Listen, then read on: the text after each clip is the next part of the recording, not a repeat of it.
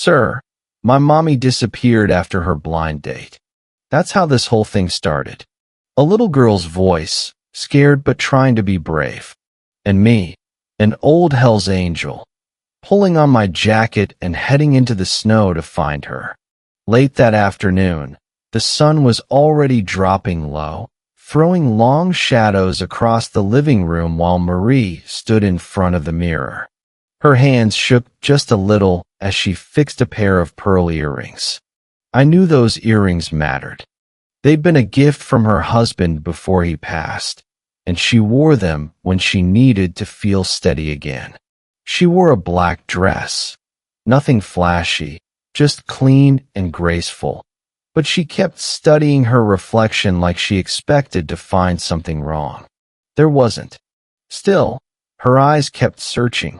From the old leather chair across the room, her daughter Emma watched her.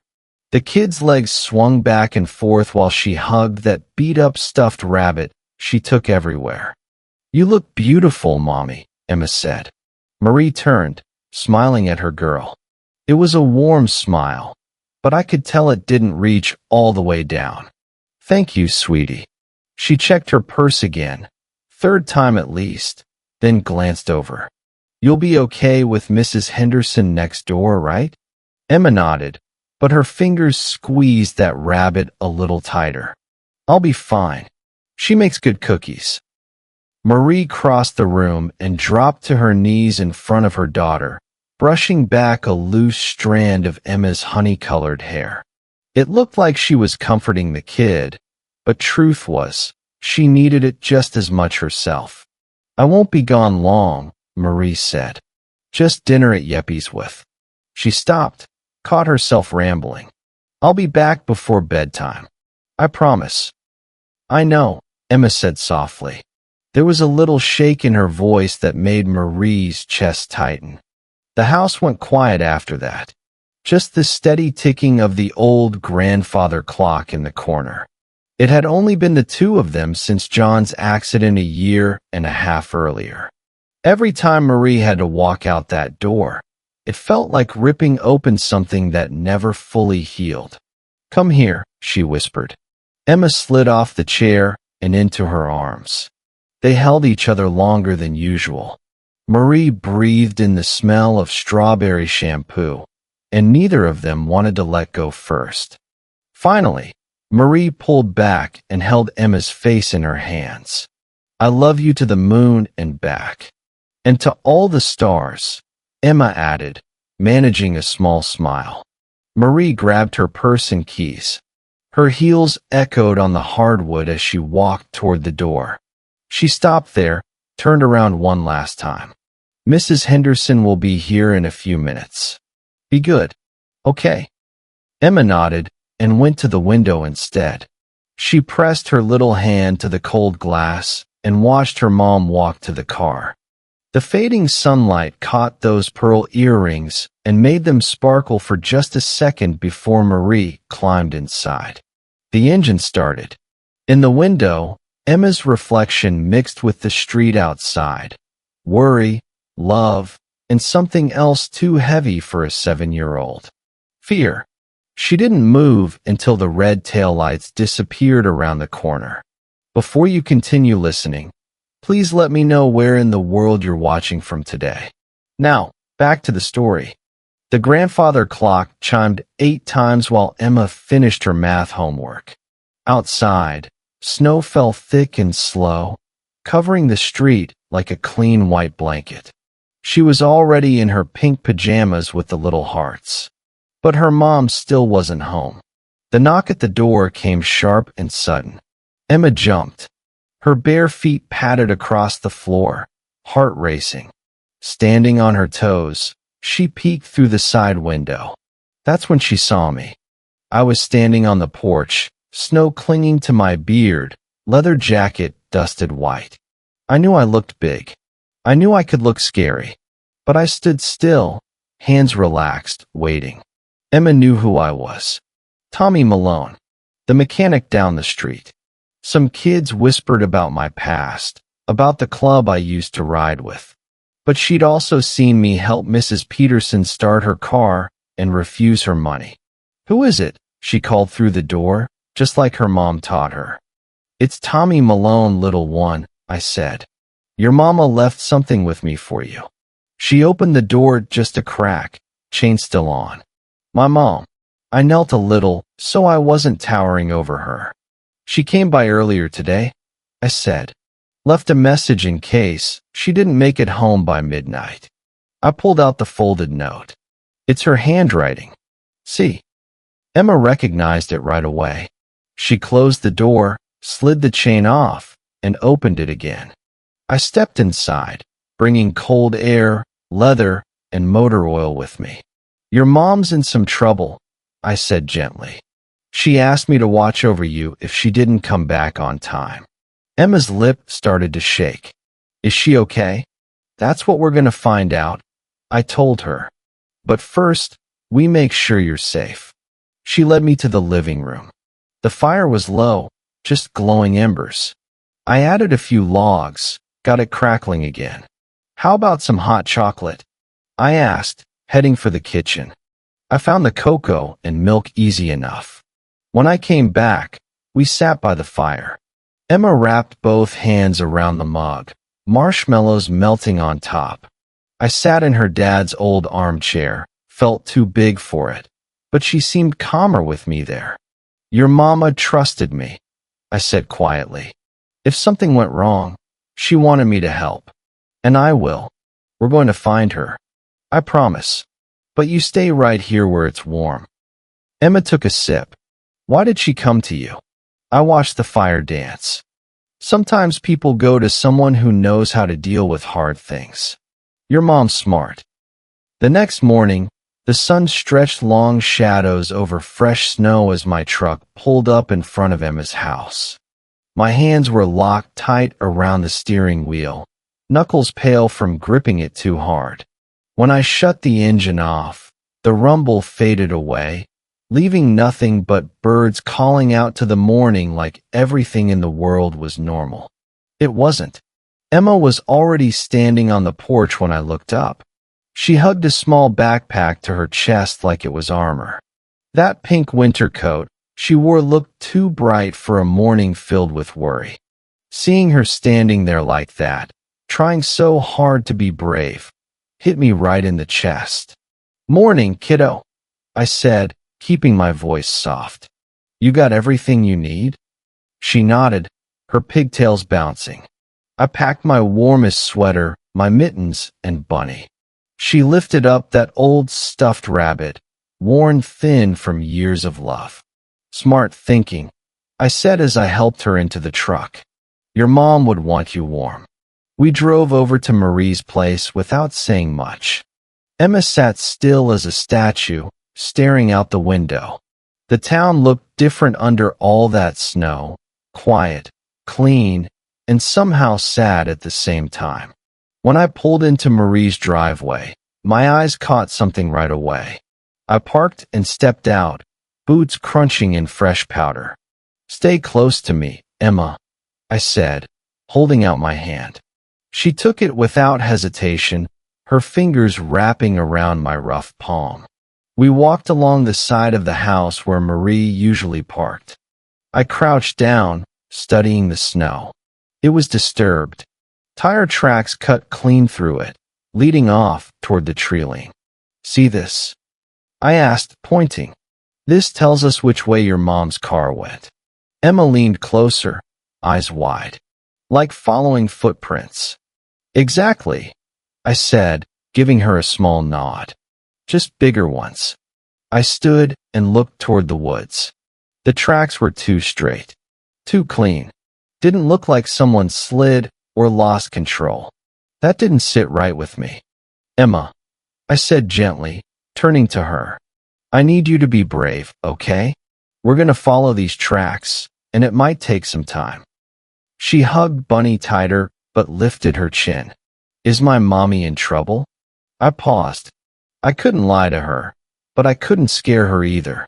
Before I could answer, she slipped her hand back into mine, and together we stepped into the trees. The tracks led deeper into the woods, cutting through untouched snow. Everything around us felt still, like the forest was holding its breath. "Mr. Tommy," she asked quietly, "are we going to find my mom?" I squeezed her hand. I saw the trust in her eyes. The hope. "We're going to do everything we can, sweetheart. Everything."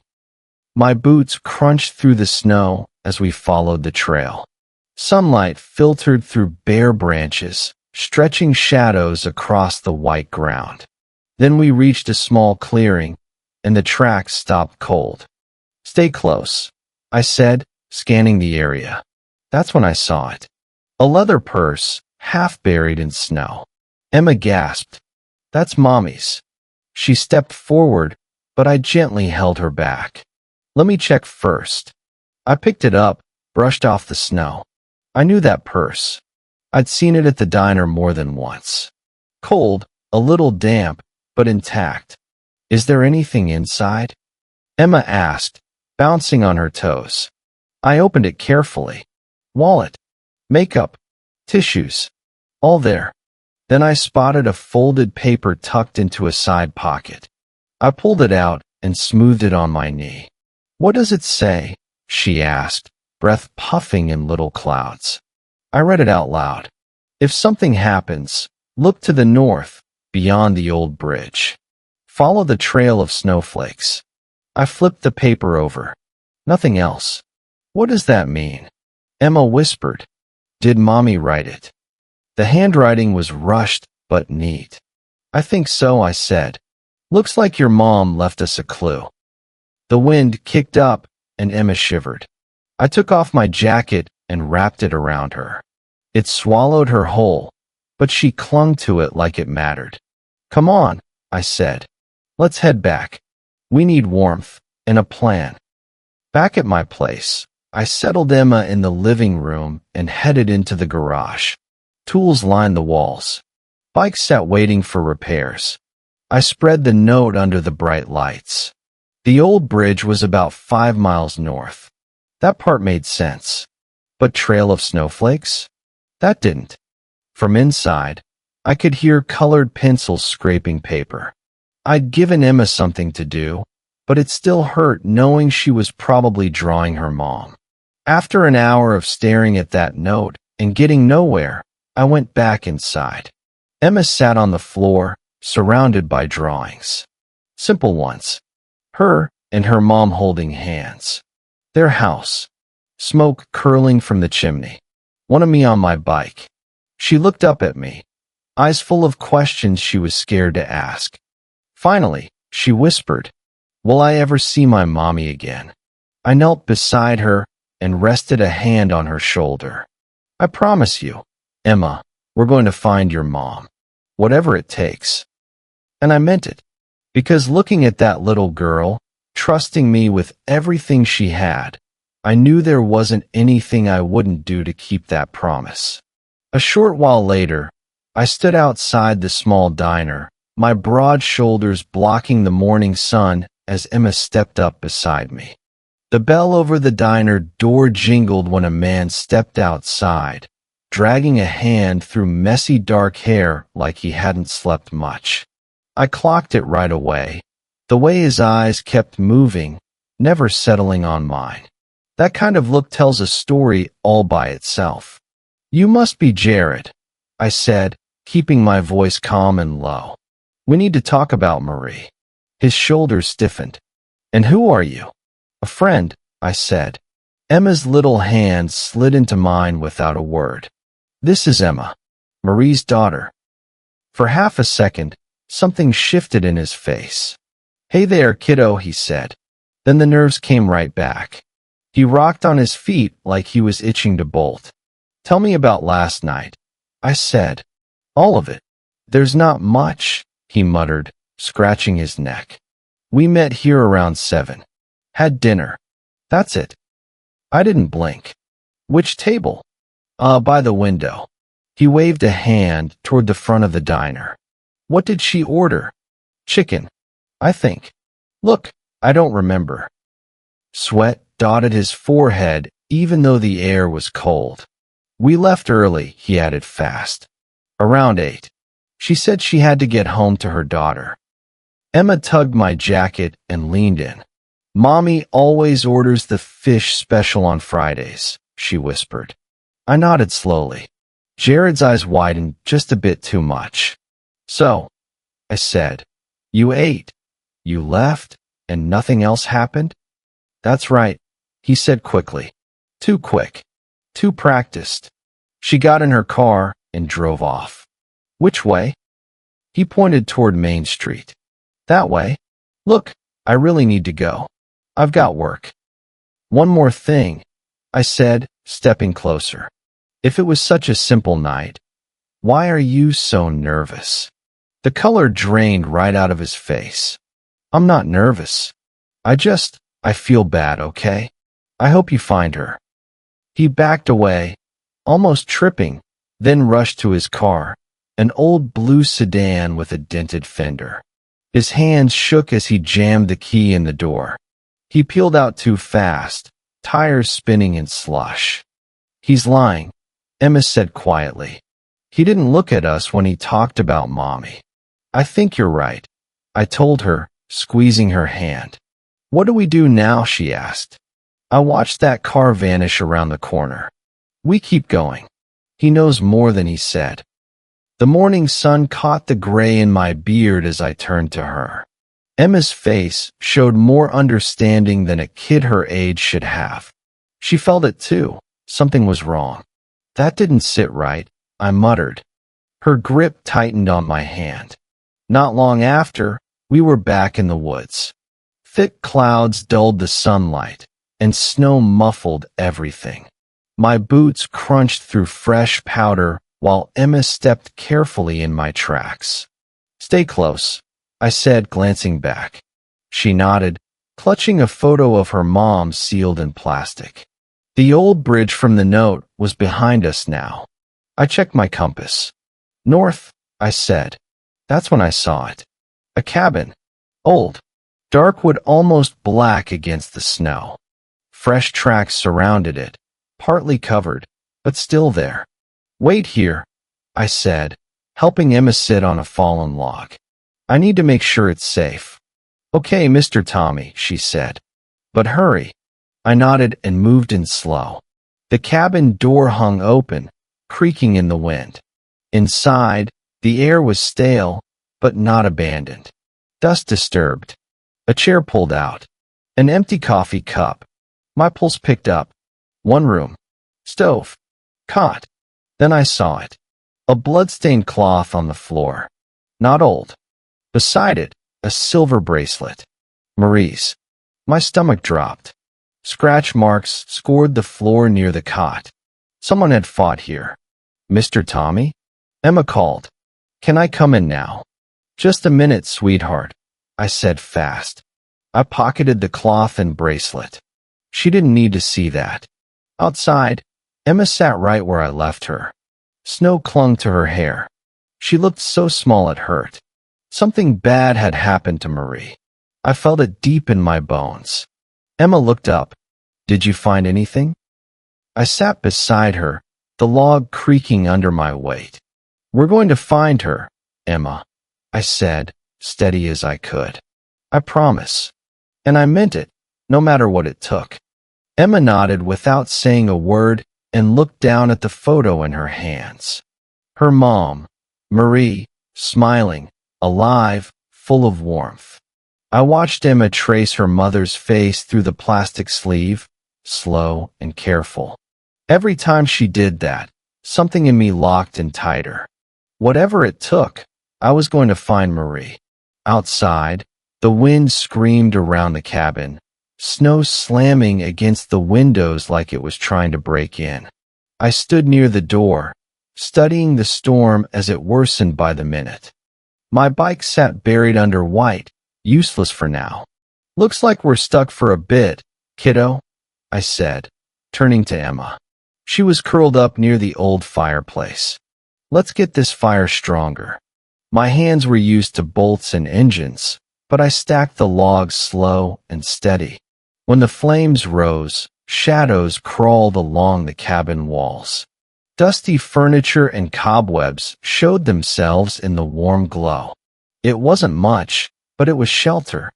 Emma wrapped herself tighter in the emergency blanket I carried on my bike. "Are you scared?" she asked, barely louder than the wind. I stopped and thought about that.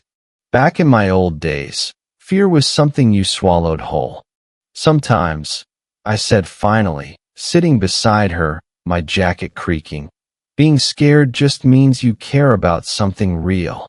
The bloodstained cloth in my pocket felt heavier than lead. It dragged old memories to the surface, times when violence felt normal, even necessary. "When I was younger," I said, stirring the fire, "I thought being tough meant shutting everyone out, not caring about anything." I looked at her face glowing in the firelight. "But you and your mom, you showed me different." She tilted her head. "What did we show you?" "That real strength comes from helping people, from caring." I nodded toward the woods.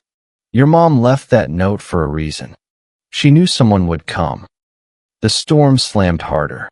I checked my supplies, energy bars, water, first aid gear. It'd have to be enough. Emma lifted the photo again. "Do you think she's somewhere warm?" My chest tightened. I'd seen too much in my life to trust hope alone, but I wasn't about to put that weight on a child. "Your mom's tough," I said. "She'll hold on until we get to her." As the night wore on, Emma's eyelids drooped. I wrapped her in another blanket, tucking it around her small shoulders.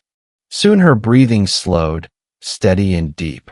She never let go of that picture. I stood by the window, watching snow erase the world outside. Somewhere in that storm, Marie needed us. The old me would have charged out there without thinking. But now I had Emma. I had to be smarter. The fire crackled while Emma slept peacefully, and the weight of responsibility settled on my shoulders.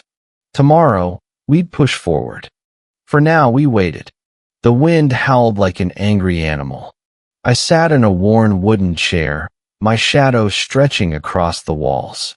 My scarred hands wrapped around a cold cup of coffee while my thoughts wandered. Emma slept near the fire, my jacket draped over her. The photo was pressed to her chest. "Who'd have thought?" I muttered. 10 years ago, I would have laughed at this.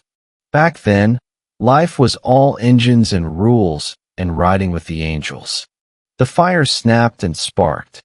I remembered the day I walked away, not from a fight, but from a moment. A park. A father and his daughter flying a kite.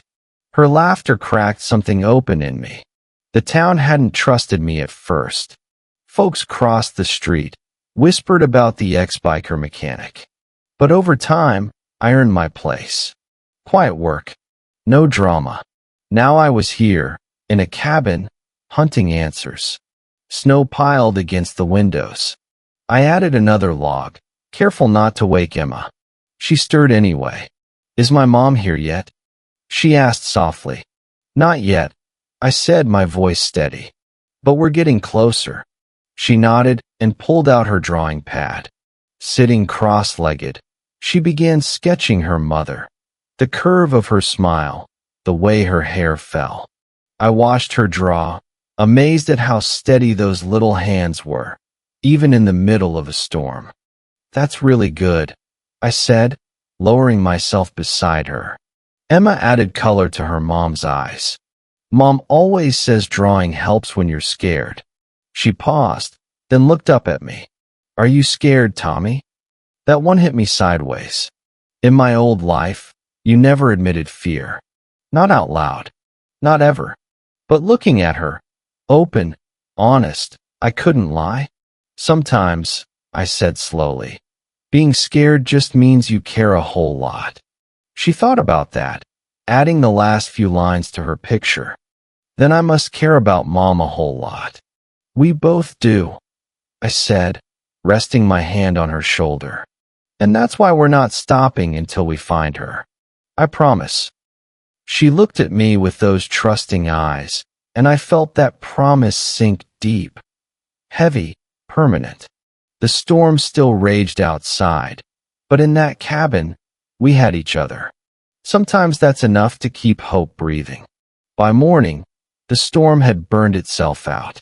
Gray light filtered through thick clouds, laying quiet over the snow. I stood at the cabin door, watching the wind finally lose its fight. "Think we can go now?" Emma asked, zipping her coat. She hadn't slept much. The photo never left her hands. "Yeah," I said, pulling on my jacket. "Worst of it's over." I knelt to check her boots. "Stay close. Snow's deep." Outside, the white stretched untouched. Snow hid halfway up my calves. Emma struggled to keep pace, so I lifted her onto my shoulders. "You're my lookout," I said. She giggled, a small sound, but the first real one I'd heard in a while. As we pushed forward, my mind kept circling back. Jared's story didn't fit. The diner was nowhere near these woods. And that blood in the cabin, that wasn't random. "Emma," I said carefully, "did your mom ever say someone was bothering her?" She was quiet. Sometimes she got weird phone calls. She'd get really quiet after. "What kind of weird?" She'd just listen, then hang up. Once, I pretended to be asleep. She was crying. My jaw tightened. This wasn't just a bad date. The woods thickened. Broken branches. Uneven tracks. Whoever passed through here wasn't moving calmly. They were rushing or hiding. "Look," Emma said. Ahead stood the bridge. Old. Weathered. Just like the note said. I set her down before we crossed.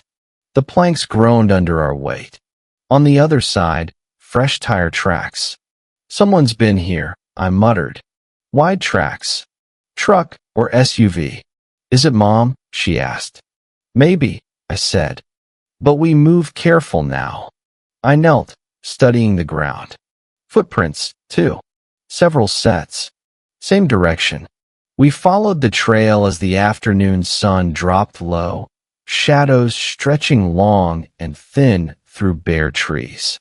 I kept Emma close. "My feet are cold," she said quietly. I stopped and knelt. Brushed snow from her boots. Checked the seals.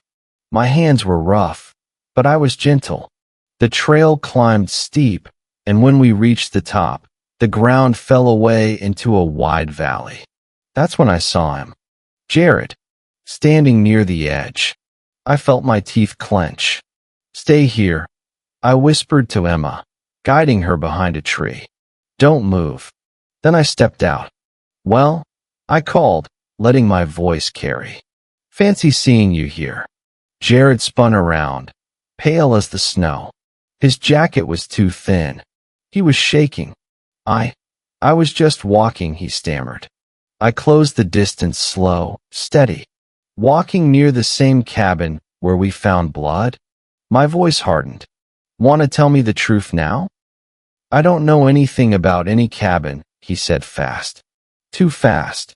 His eyes darted, searching for an exit. I grabbed his jacket and pulled him close. "Listen to me," I growled. "A woman is missing. A little girl's mother. Stop lying." "I swear." His voice cracked. "It was just a date. Dinner. That's all." And right then, I knew. He was lying about something much bigger. "Sir, my mommy disappeared after her blind date." Those words would come back to me again and again later. But before all that, it started quietly. Ordinary. The kind of evening nobody thinks twice about, until it's the last normal moment you ever get. That late afternoon, sunlight stretched long across the living room as Marie stood in front of the mirror. Her hands shook just a little while she fixed her pearl earrings. I knew those pearls mattered. They were from her husband before the accident. Wearing them always gave her a bit of peace, like he was still close. Her black dress was simple, nothing flashy, but it fit her well. Still, she kept studying her reflection, searching for flaws that weren't there. From the old leather chair, Emma watched her. The kid's legs swung back and forth, and she hugged that beat-up stuffed rabbit like it was part of her. Her big brown eyes followed every move her mom made. "You look beautiful, Mommy," Emma said. Marie let her hands fall and turned, smiling. It was warm, but I could tell it didn't reach all the way down. "Thank you, sweetie." She checked her purse again, third time at least, then glanced over. "You'll be okay with Mrs. Henderson next door, right?" Emma nodded, though she squeezed the rabbit tighter. "I'll be fine. She makes good cookies." Marie crossed the room and knelt in front of her, brushing back a strand of Emma's honey-colored hair. That touch wasn't just for Emma. She needed it too. "I won't be gone long," she said. "Just dinner at Yeppy's with." She stopped herself. "I'll be back before bedtime. I promise." "I know," Emma said softly. There was a little shake in her voice that made Marie's chest ache. The house went quiet. Just the old grandfather clock ticking in the corner. It had been only the two of them since John's accident 18 months earlier. Every goodbye still reopened that wound. "Come here," Marie whispered. Emma slid into her arms. They held on longer than usual.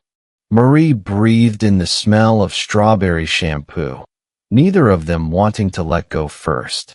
Finally, Marie pulled back and cupped Emma's face. "I love you to the moon and back." "And to all the stars," Emma added, managing a small smile. Marie grabbed her purse and keys.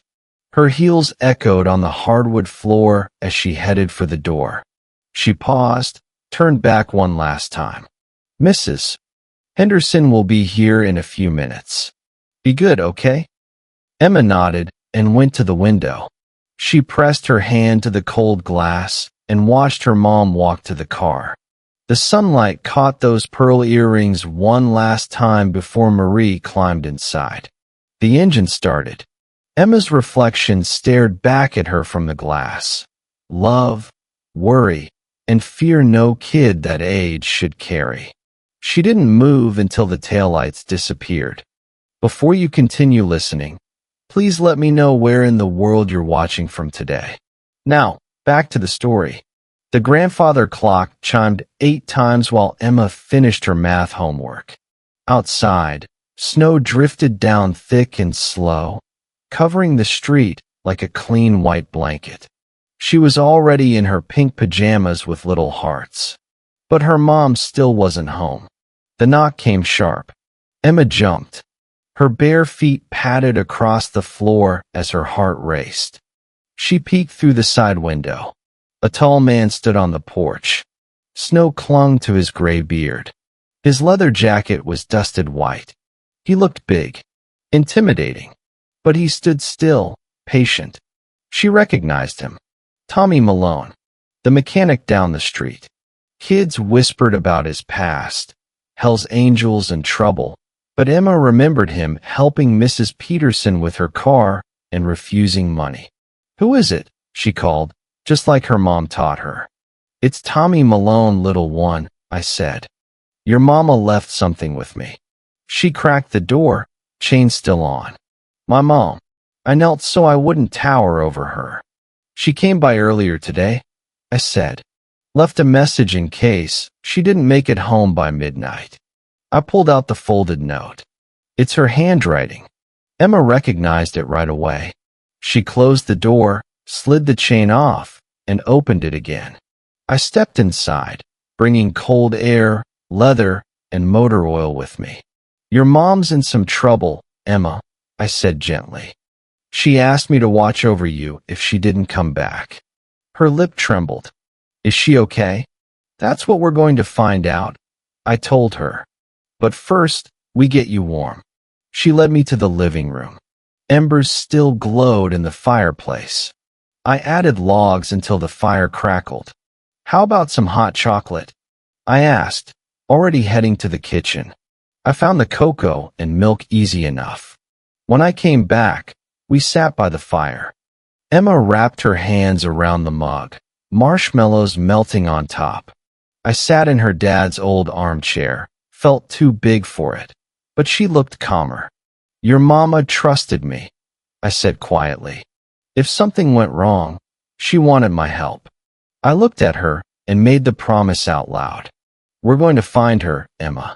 And the moment I said it, I knew. There was no turning back. The bell over the diner door rang as a man stepped outside, dragging a hand through messy dark hair. I noticed it right away, the way his eyes kept jumping around, never settling on mine. That kind of behavior always tells me more than words. You must be Jared, I said, keeping my voice calm. We need to talk about Marie. His shoulders stiffened. And who are you? A friend, I answered. Emma's small hand slid into mine. And this is Emma, Marie's daughter. For just a second, his face softened. Hey there, kiddo. Then the nerves rushed back. He shifted his weight like he was itching to leave. Tell me about last night, I said. All of it. Nothing much, he muttered, scratching his neck. Met here around 7. Had dinner. That's it. Which table? I asked. By the window. He waved toward the front. What did she order? Chicken something. I don't remember. Sweat beaded on his forehead even though the air was cold.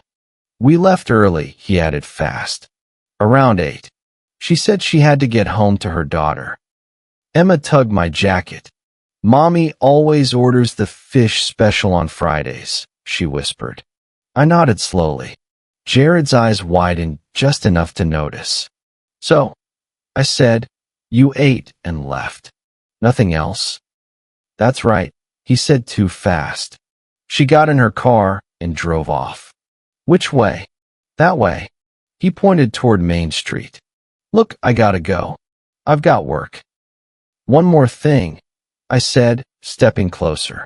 If it was that simple, why are you shaking? The color drained from his face. I'm not nervous. I just feel bad, that's all. I hope you find her. He backed away, almost tripping, then hurried to his car, an old blue sedan with a dented fender.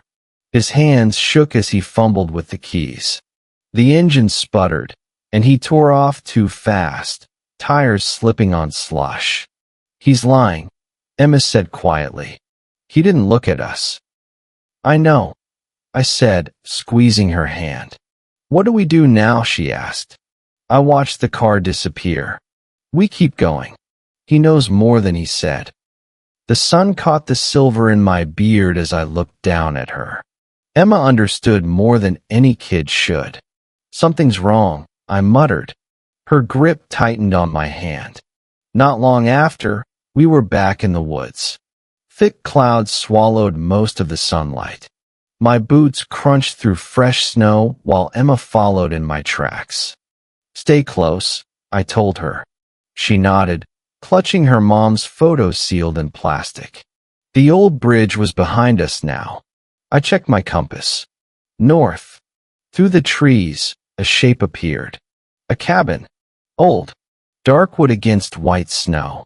Fresh tracks surrounded it. Wait here, I said, helping Emma sit on a fallen log. I'll check first. Okay, Mr. Tommy, she said. Please hurry. The cabin door hung open, creaking in the wind. Inside, the air was stale but recent, dust disturbed, chair pulled out, an empty coffee cup. My pulse picked up. One room. Stove. Cot. Then I saw it. A blood-stained cloth. Not old. Next to it, a silver bracelet. Marie's. Scratch marks scored the floor near the cot. Someone had fought here. Mr. Tommy? Emma called. Can I come in? Just a minute, I said quickly. I pocketed the cloth and bracelet. She didn't need to see that. Outside, Emma sat exactly where I left her. Snow dusted her hair. She looked so small it hurt. Someone had hurt Marie. Maybe worse. Did you find anything? She asked softly. I sat beside her, the log creaking. We're going to find her, Emma, I said, my voice rough. I promise. She nodded and looked down at the photo in her hands. Her mom smiling, full of life. I watched her trace Marie's face through the plastic. With every second, my resolve hardened. No matter what it took, I was bringing Marie home. The wind screamed around the cabin, slamming snow against the windows like it was trying to tear its way inside. I stood by the door for a long moment, watching the storm get worse. My bike was buried under white now, going nowhere. "Looks like we're stuck for a bit, kiddo," I said, turning toward Emma. She was curled up near the old fireplace. "Let's get this fire burning hotter." My hands were built for engines and steel, but I stacked the logs carefully. When the flames caught, the cabin filled with dancing shadows. The light showed dust, old furniture, cobwebs, but it was warm and it was shelter. Emma pulled the emergency blanket tighter around her shoulders. "Are you scared?" she asked, her voice barely louder than the wind. I paused. In my old life, fear was weakness, something you never admitted. "You know something, Emma?" I said, sitting beside her. My jacket creaked as I moved. "Sometimes being scared just means something really matters to you." The bloodstained cloth in my pocket felt heavy. Too heavy. It dragged memories back, times when anger and violence felt like the only way forward. "When I was younger," I said, poking at the fire, "I thought being tough meant shutting everyone out, not caring about anything." I looked at her face glowing in the firelight. "But you and your mom, you showed me something else." She tilted her head. "What did we show you?" "That real strength comes from caring, from helping people." I nodded toward the woods. "Your mom left that note because she knew someone would come." Outside, the storm battered the cabin harder. I checked what I had: energy bars, water, first aid supplies. It would have to be enough. Emma pulled out the photo she kept close. Marie smiling. "Alive. Do you think she's somewhere warm?" she asked. My chest tightened. I'd lived long enough to know hope wasn't always enough, but I wasn't putting that truth on a child. "Your mom's tough," I said. "Just like you. She'll hold on until we get to her." As night settled in, Emma's eyes grew heavy. I wrapped her in another blanket and watched her drift off, still holding that picture. I stood by the window, snow swallowing the world outside. Somewhere out there, Marie needed help. The old me would have charged into the storm. Consequences be damned. But now I had a little girl counting on me. I had to be smarter. The wind howled like a wild animal. I sat in a worn chair, shadows stretching across the walls. My scarred hands wrapped around a cold cup of coffee while memories rolled through my head. Emma slept by the fire, my jacket over her shoulders. The photo pressed to her chest. "Who would have thought?" I muttered. 10 years ago, I would have laughed at this. Back then it was all chrome, noise, and riding with the angels. The fire crackled, sparks flying. I remembered the moment I walked away. Not a fight, not drama. Just a park. A father. A daughter. A kite dancing in the sky. Something inside me broke open. The town hadn't trusted me at first. Folks crossed the street, whispered about the ex-biker mechanic. But year by year, I earned my place. Now I was here, in a cabin, chasing answers. Snow piled against the windows. I added another log, careful not to wake Emma. She stirred anyway. "Is my mom here yet?" she asked softly. "Not yet," I said, steady as I could. "But we're still going." She nodded, pulled out her drawing pad, and sat cross-legged on the floor. With slow, careful strokes, she drew her mother's face, the curve of her smile, the fall of her hair. "That's really good," I said, sitting beside her. "Mom says drawing helps when you're scared," she said, coloring in the eyes. She looked up at me. Are you scared, Tommy? That caught me off guard. Sometimes, I admitted. Being scared just means you care a whole lot. She thought about it, adding the final lines to the picture. Then I must care about Mom a whole lot. We both do, I said quietly. And right then, I knew. No storm was going to stop us. We both do, I said, resting a hand on her shoulder. And that's why we're not stopping until we find her. I promise you that, Emma. She looked up at me with eyes full of trust, and that promise settled deep in my bones. The storm could tear the world apart outside, but in that cabin we had each other, and sometimes that's enough to keep hope breathing.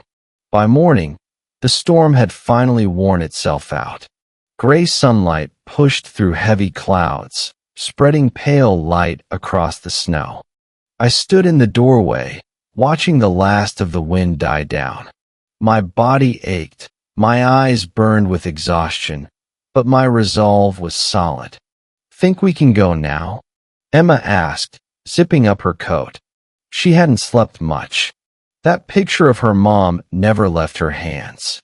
Yeah, kiddo, I said, pulling on my jacket. Worst of it's over. I knelt and checked her boots, tugging the laces tight. Stay close. Snow's deep. Outside, everything was white and untouched. Snow reached halfway up my calves. Emma struggled to keep up, so I took her hand and then lifted her onto my shoulders. You're my lookout now, I told her.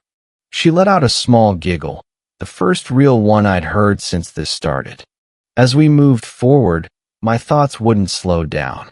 Jared's story still didn't sit right. The diner was on the other side of town. And that blood in the cabin, no way that came from nothing. Emma, I said carefully, did your mom ever say someone was bothering her? Someone who scared her? She was quiet for a moment, her hands resting on my head. Sometimes she got weird phone calls. She'd get really quiet. What kind of weird? She wouldn't talk. Just listen, then hang up. Her voice shook. One time I pretended to be asleep. She was crying after. My jaw clenched. This wasn't just a bad date. The woods grew thicker as we headed north. I spotted snapped branches and uneven tracks, signs of someone moving fast. Too fast. Like they didn't want to be followed. Look, Emma said. Ahead was the bridge. Old wood. Frozen creek beneath it.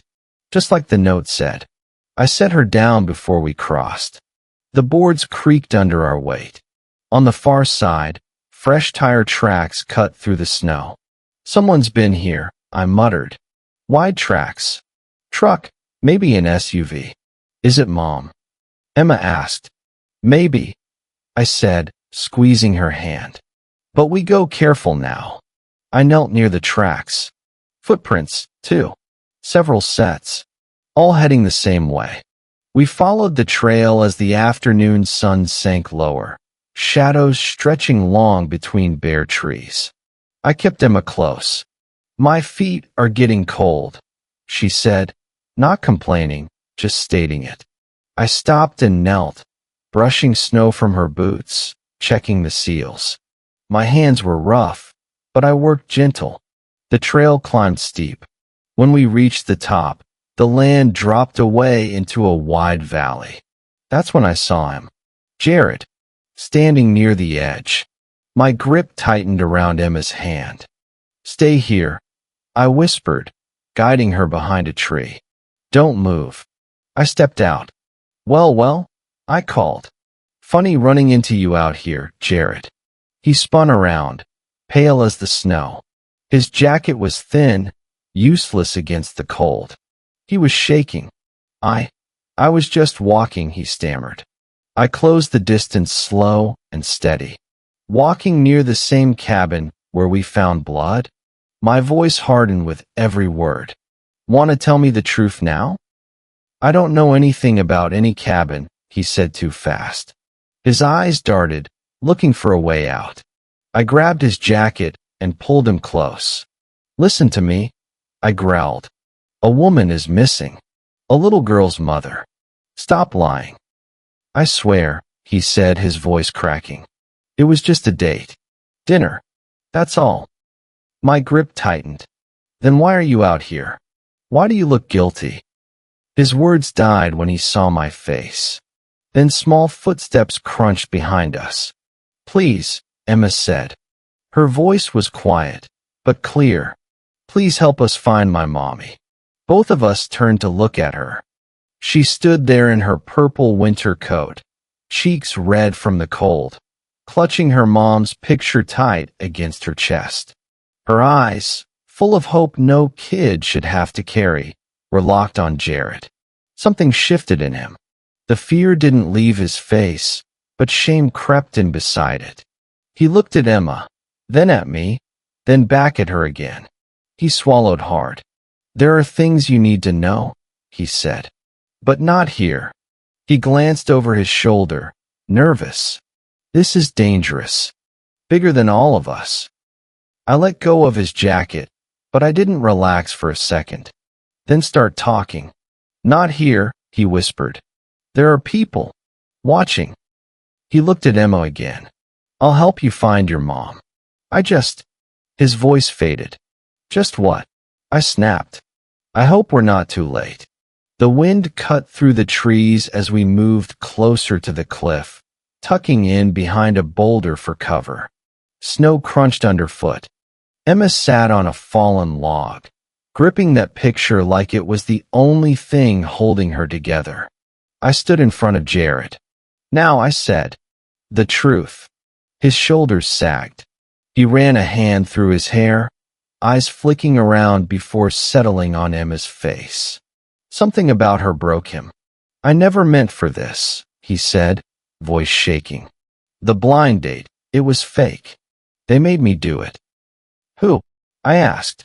The syndicate, he whispered. Marie works at the bank. She noticed money moving that didn't make sense. Big amounts. Dirty money. I felt my stomach drop. Laundering. He nodded. They have people everywhere. When she started asking questions, they set up the date to get close to her. Emma pulled her knees in tighter. I took off my jacket and wrapped it around her without thinking. The restaurant. I pressed. They were watching us the whole time, he said. I was supposed to keep her there until. He stopped. But I couldn't. I warned her. Told her to run. I clenched my jaw. That's why she left the note. She wanted to protect Emma, Jared said quietly. Emma looked up, eyes wide. Bad people want to hurt my mommy? I knelt beside her, adjusting the jacket around her shoulders. Your mom is brave, I said softly. She's protecting you. Now it's our turn. Tears spilled over. I pulled her close, holding her while she shook. The blood in the cabin, I said over her head. Was that Marie's? Jared shook his head. No, one of theirs. She fought back. Pride and fear twisted together in my chest. I held Emma tighter. I knew what syndicates did. Time was not on our side. We have to find her, Emma whispered. We will, I said. I swear. The wind picked up as we moved again, snow swirling around us. Darkness crept in fast. Stay close, I whispered, reaching back for Emma's hand. She squeezed tight. A twig snapped. Then another. We were surrounded. Well, a rough voice said. Look what we found. 3 men stepped out of the shadows. Behind them, Jared. I pushed Emma behind me. You led them to us. I'm sorry, he muttered. I didn't have a choice. One of the men reached into his jacket. Nothing personal, old-timer. But you and the kid know too much. My mind raced. The barn. 30 yards. Emma. I whispered, barely moving my lips. When I say run, go to the barn. Don't stop. She nodded against my back. I grabbed a fistful of snow and threw it hard into the nearest man's face. Run. Emma took off. I slammed into one man, drove him into the snow. Another swung. I ducked, A gunshot cracked the air, the bullet tearing past my ear. I ran. Hard. Zigzagging. The barn door was open. Emma vanished inside. I hit the door a second later, slammed it shut, dragged a beam across it. Emma. I called, gasping. Up here, she answered, trembling, from the loft. And I knew. The real fight had just begun. I climbed up into the loft and found her tucked into the corner, knees pulled in, her mom's picture pressed tight to her chest. Her eyes were wide, scared, but she wasn't crying. She was holding it together, just like Marie would have wanted. You did good, kid, I told her, pulling her close. Real good. Outside, voices drifted through the cold air. Boots crunching in snow. Men searching. I could hear them moving around the barn, not rushing, hunting. My mind ran through options fast. Calling the cops should have been the obvious move. But after what Jared told us about the syndicate, trust wasn't that simple anymore. Emma looked up at me, serious as an adult in that dim light slipping through the slats. They're the bad guys who have my mommy, aren't they? I nodded slowly. Yes, sweetheart. I think they are. I took her small hands in mine. But listen to me. I won't let anything happen to you. We're going to find your mom and fix this. Her chin trembled, but she straightened her shoulders. I trust you, Tommy. Those words hit me hard. That kind of trust, that kind of faith, there's no walking away from it. I knew then I'd die before letting anything happen to her. We sat quiet, listening to footsteps outside while I planned our next move. The barn creaked in the wind, old boards groaning like they were tired of holding secrets. I sat on a hay bale near the door, watching through a crack in the wall. Moonlight spilled across the dirt floor. Emma curled up on fresh hay, wrapped in my jacket. She stirred. Mr. Tommy? I turned, my voice softening. Can't sleep, kiddo? She shook her head. Were you always this brave? I gave a tired smile and sat closer. No, sweetheart. I wasn't. I was scared plenty of times, just like you are now. She pulled the jacket tighter. But you were in a motorcycle gang. Weren't you supposed to be tough all the time? Tough isn't the same as brave, I said quietly. I learned that the hard way. I twirled a piece of straw between my fingers. I used to think being tough meant not caring about anyone. But that's not bravery. That's just being alone. She scooted closer. Is that why you left? Part of it, I said. I wanted to help people instead of frightening them. Your mom saw that in me when most folks wouldn't even look my way. She's good at seeing good in people, Emma said softly. She says there's light in everyone. I squeezed her hand. Your mom's a smart woman. I'm scared for her, she whispered. Me too, I said, pulling her into a gentle hug. But you know something? You're showing more bravery right now than I ever did back then. Her eyes widened. I am. You sure are. Being brave doesn't mean you're not scared. It means you keep going anyway. She leaned against me, and after a while, her breathing slowed. I laid her back down carefully and stayed awake, watching the dark. I'd seen enough in my past to recognize real danger. This had all the signs of organized crime, the kind that doesn't hesitate to hurt innocent people. At dawn, soft light slipped through the boards. Emma woke as I packed what little we had. Emma, I said, kneeling beside her. We need help, but we have to be careful. The sheriff's office, she said, then stopped. But we don't know who we can trust. I nodded. That's right. We move smart. We headed into town as the sun rose, long shadows stretching across fresh snow.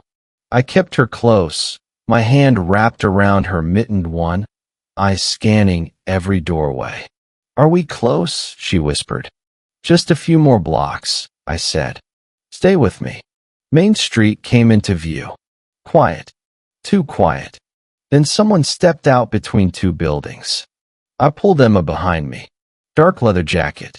Scarf covering most of his face. But I knew those eyes. Well, he said, lowering the scarf. If it isn't Razor Malone. My jaw tightened. Snake, I said. The old name tasted strange. What are you doing here? Emma peeked around my leg. Snake noticed her, and something softened in his expression. I hear you're looking for someone, he said. A woman named Marie. My grip tightened around Emma's hand. What do you know? He glanced up and down the street. She's alive, and I know where they're holding her. Emma gasped. You know where my mommy is? Snake nodded, meeting my eyes. Old warehouse outside town. Syndicate territory. Then he leaned in slightly. But here's the thing, Razor. They're moving her tonight. If you're going to reach her, it has to be now. I studied Snake's face, looking for cracks. He'd been my right hand back in the Angels, but that was another lifetime. People change. And trust? Trust gets you killed if you hand it out too easy. Why are you helping us? I asked, my voice rough. He shoved his hands into his jacket pockets. Maybe I'm trying to make things right. Same as you. We all carry our demons, Razor. Some of us just stop running from them. Emma tugged my sleeve. Can we trust him? He knows where Mommy is. I knelt so my eyes were level with hers. Sometimes the hardest thing in the world, I said quietly, is figuring out who deserves your trust. When I looked up again, Snake was already stepping backward into the shadows between the buildings. Wait, I called. North Warehouse, by the old train yard, he said over his shoulder. And be careful. Not everyone in this town is what they look like. Then he was gone. Just footprints left in fresh snow. I stood there a moment, mind racing. The information felt too clean. Too perfect. Could have been a setup. Could have been the truth. Either way, Marie didn't have time for me to hesitate.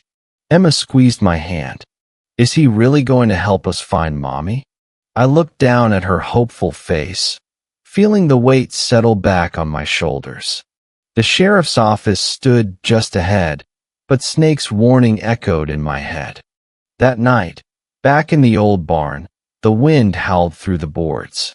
I sat on a hay bale, hands clasped, thinking hard. Morning light crept through the cracks, laying long shadows across the floor. Emma sat nearby, tracing the edges of her mom's photo. Mr. Tommy, she asked softly. Are you thinking about how to find Mommy? Yeah, kiddo. I am. I paced the barn, boots crunching hay. We can't trust anyone else right now. Not even the sheriff.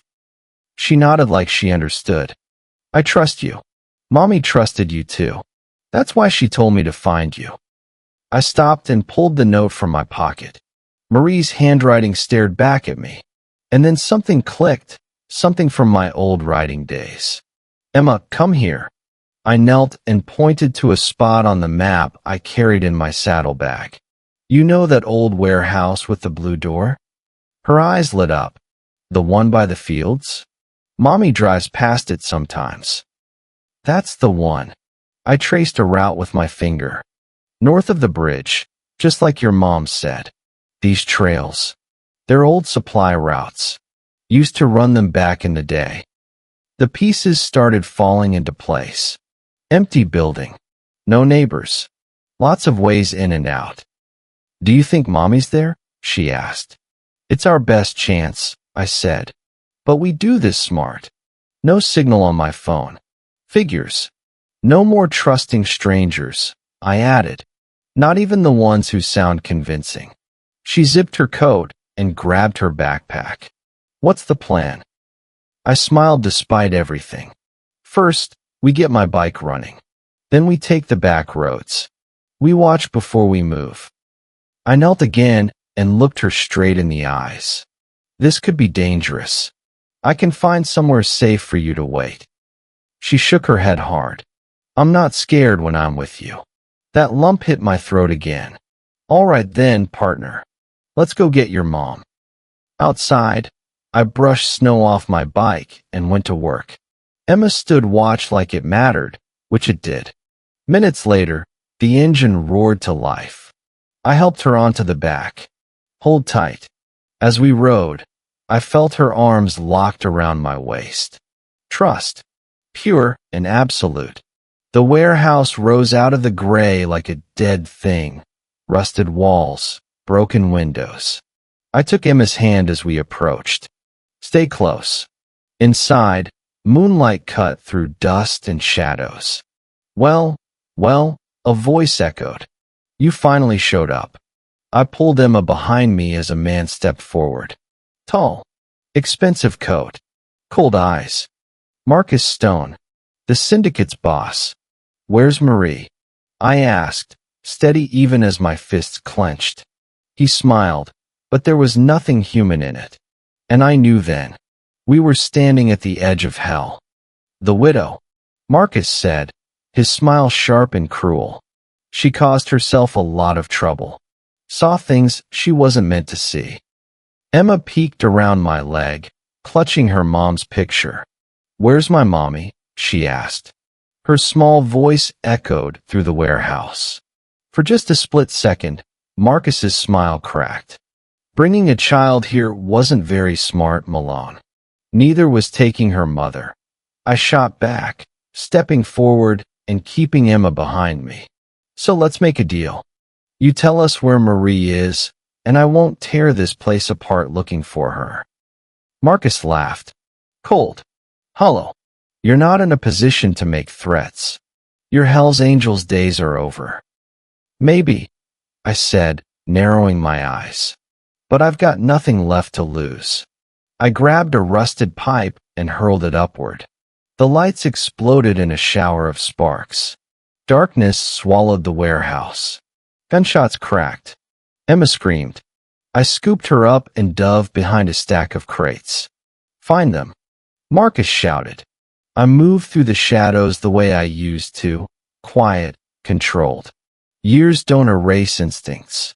I set Emma down in a dark corner. Stay here, I whispered. Don't move unless I come back. The men moved loud. Nervous. I wasn't. One went down before he knew I was there. The second turned, but I was already on him, wrenching the gun free. Enough games, Malone, Marcus called. I stepped into a strip of moonlight, weapon in hand. Marcus stood across from me, his gun aimed steady. It's over, I said. Tell me where Marie is. And if I don't, he sneered. Then you explain to your bosses how an old biker and a little girl dismantled your operation. Silence. Then Marcus laughed. She's not here. Never was. But watching you chase ghosts? That's been entertaining. My blood went ice cold. I slammed him against the wall, gun pressed to his chest. Where is she? You're looking in the wrong place, he said, smiling. I knocked him out and let him drop. I went straight back to Emma. She was exactly where I left her. Still, quiet, brave. Did you find Mommy? She asked. I knelt, heart heavy. Not yet, sweetheart. But I swear, we're not stopping. The truck's headlights cut through falling snow as I drove the back roads. Emma sat beside me, her picture held tight. Look, she said suddenly. A faint light flickered through the trees. I killed the headlights and rolled to a stop behind a stand of pines. Stay close, I whispered. We moved through the woods. The cabin looked abandoned, but fresh tire tracks circled the back. You remember what I told you? I asked. She nodded. If you say run, I run to the truck and lock the doors. That's right, I said, squeezing her shoulder. You're the bravest kid I know. A weak cry drifted from inside. Emma froze. Mommy. I pressed a finger to my lips and peered through a dirty window. Marie, tied to a chair, bruised, exhausted, alive. She's alive, I whispered. Stay here. The back door was unlocked. Too easy, but I didn't have time to question it. I slipped inside, staying low. Marie's eyes widened when she saw me. She tried to speak through the gag, shaking her head. "I've got you," I whispered, cutting the ropes. "Emma's safe." Tears streamed down her face as I pulled the gag free. "They'll be back," she croaked. "Any minute." "Then we move now." She nodded weakly. I got her to her feet, steadying her. "Mommy." Emma rushed in. They clung to each other, both crying. "We have to go," I said gently but firm. "I'm sorry," Marie whispered. "I never meant." "Save it," I said. I promised her I'd find you. Now I'm getting you both out. We moved through the trees, slow and careful. Marie leaned on me, Emma holding her other hand like she'd never let go again. "Easy," I murmured as Marie stumbled. "I've got you." Emma pulled out her drawing. "I made this when we were looking for you. 3 stick figures, holding hands." Marie broke down. "It's beautiful," she whispered. We stopped under a big oak for a moment. I poured hot coffee from my thermos into the cap and handed it to Marie. "You're safe now," I said quietly. And for the first time since this nightmare started, it felt true. "Small sips," I said, watching Marie carefully as she brought the steaming coffee to her lips. Emma pressed herself against her mom, wrapping both arms around her waist like she was afraid to let go. "I knew Tommy would find you," she said, sure as sunrise. "He promised." Marie looked up at me then. What passed between us didn't need words. Gratitude that went deeper than thank yous.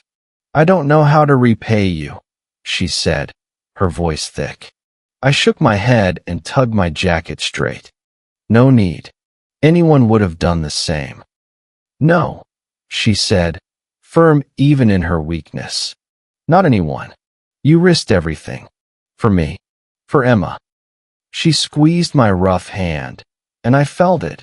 Felt how close we'd all come to losing something that couldn't be replaced.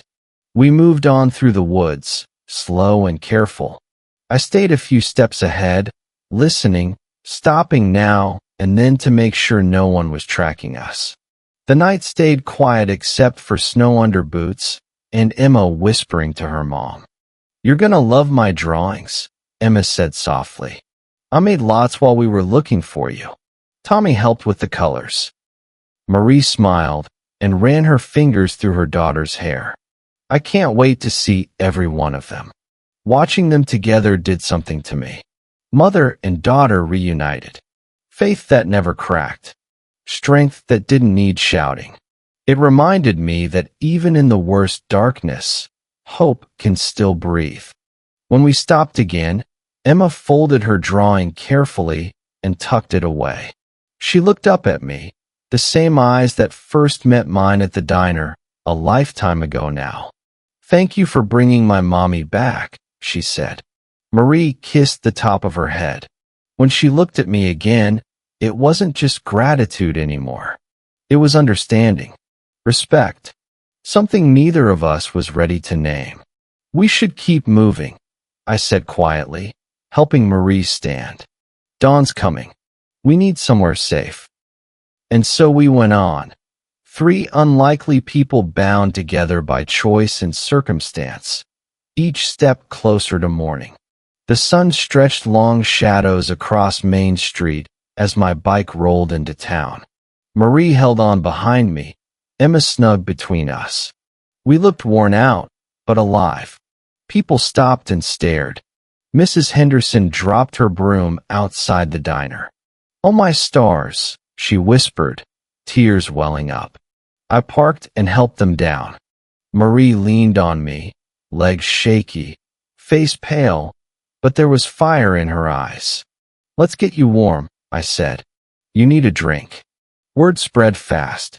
Folks gathered. Sheriff Parker pushed through, hat in hand. "Marie," he said, "we've been worried sick." He turned to me and held out his hand. "Tommy, I owe you an apology." I should have listened sooner.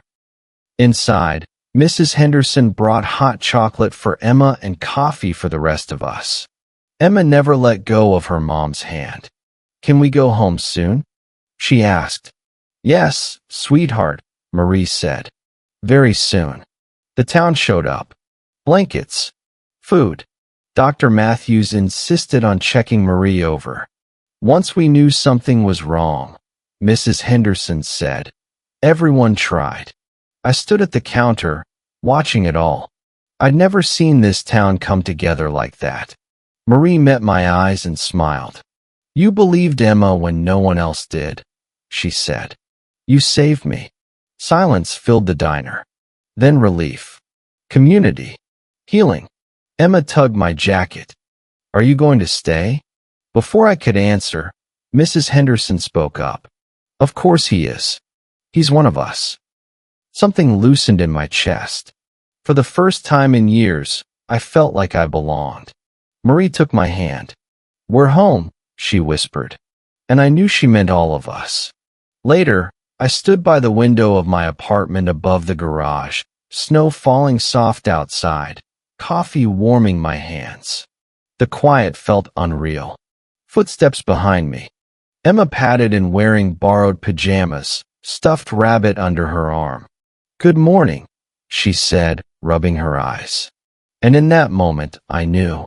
This was a beginning, not an ending. Morning, kiddo. My voice didn't sound the way it used to. Still rough, sure, but softer now.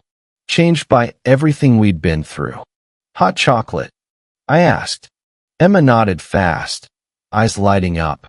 I went into the kitchen, warmed the milk, stirred in the chocolate. When I turned back, she was curled up on my old leather couch, that big thing nearly swallowing her whole. Tommy, she said, carefully taking the mug with both hands. Are you going to stay with us now? That question hit me harder than any punch I'd ever taken. Just a few days ago, I'd been alone. The reformed Hell's Angel people crossed the street to avoid. I sat beside her, choosing my words slow.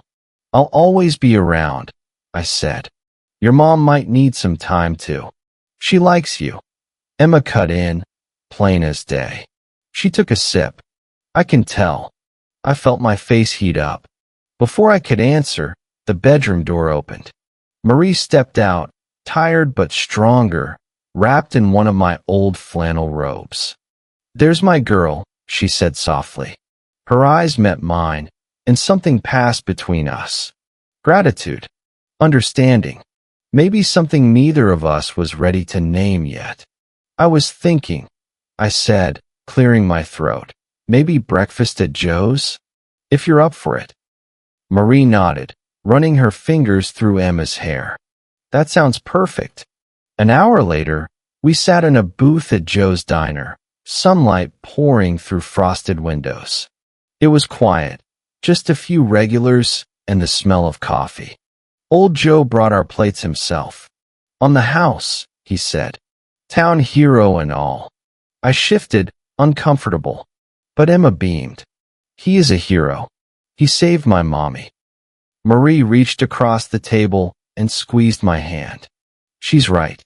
I looked at their hands in mine and felt something settle deep inside, like pieces finally clicking into place. Outside, snow kept falling. Inside, Emma colored on her placemat while Marie sipped her coffee, looking more at peace than she had in days. Sitting there, I realized I'd found something I never expected. A family. Not by blood. By choice. By trust. Weeks later, the sun broke through the clouds as I worked outside my garage, wrench in hand, fixing Mrs. Peterson's pickup. The town was changing. The sheriff's department cleaned house. People spoke up. Fear loosened its grip. Morning, Tommy. Emma's voice rang out. She came skipping across the street, backpack bouncing. Marie followed, smiling. Hey there, kiddo, I said, setting down the wrench. How was school? Great. I drew you fixing cars. She pulled out a picture, stick figure, leather jacket, even my bike. My chest warmed. She hasn't stopped talking about you, Marie said quietly. I knelt to Emma's level. This is impressive. You even got my motorcycle right. Can you teach me to fix cars? She asked. I want to help people too. Marie nodded. I smiled. Well, how about we start with changing an air filter?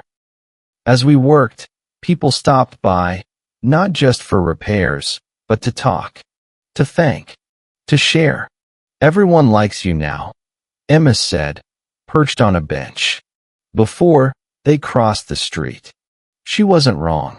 Sometimes, Marie said, resting a hand on my shoulder, it takes a crisis to show who someone really is. Emma hopped down and hugged me tight.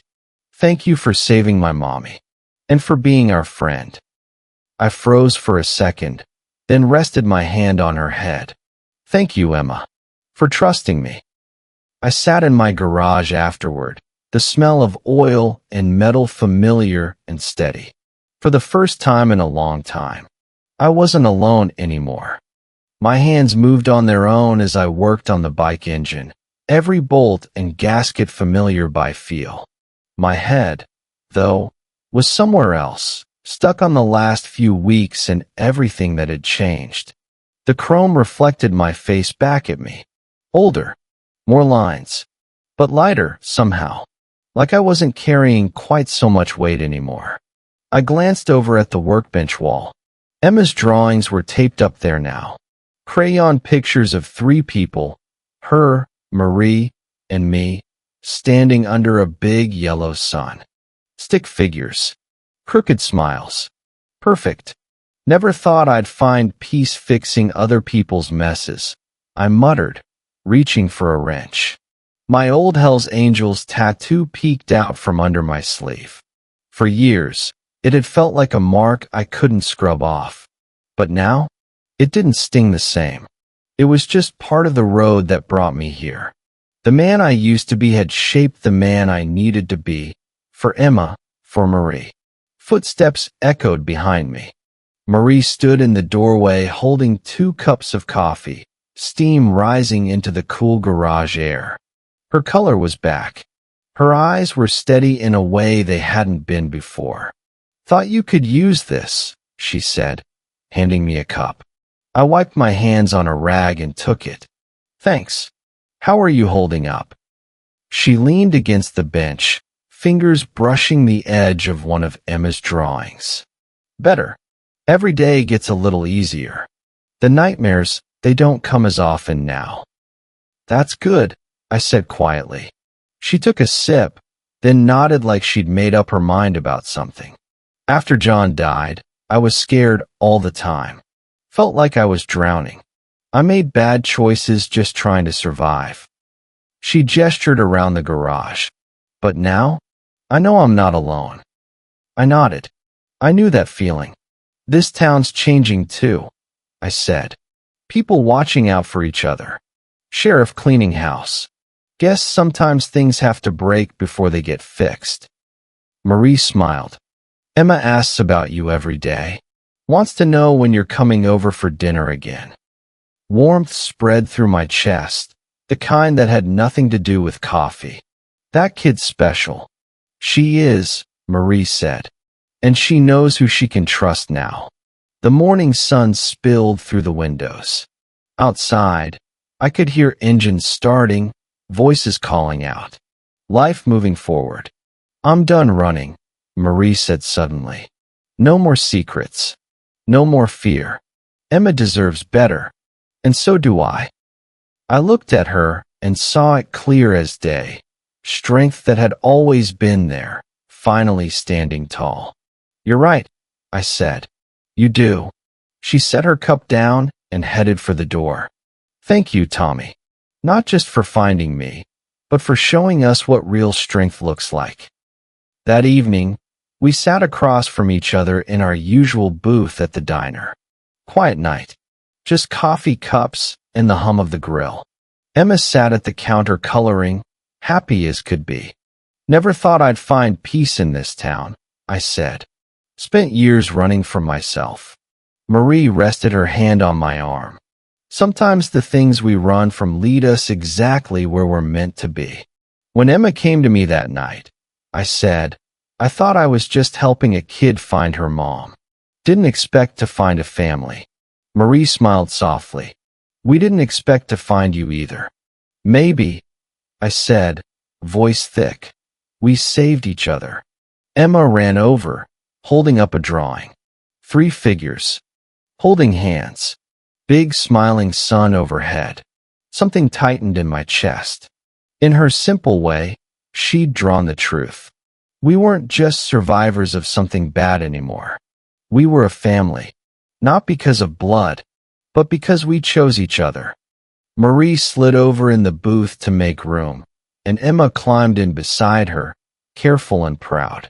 She laid her drawing flat in the middle of the table like it belonged there. That's us, she said, plain and certain, like it didn't need explaining. I looked at them, Marie with that quiet strength she'd earned the hard way, and Emma, whose trust had started everything. For years, I believed redemption was something meant for other people. Turns out, it was sitting right across from me in a small-town diner, smiling back. Outside, the morning sun washed the town in soft gold and pink. We walked together through fresh snow, my boots crunching slow and steady.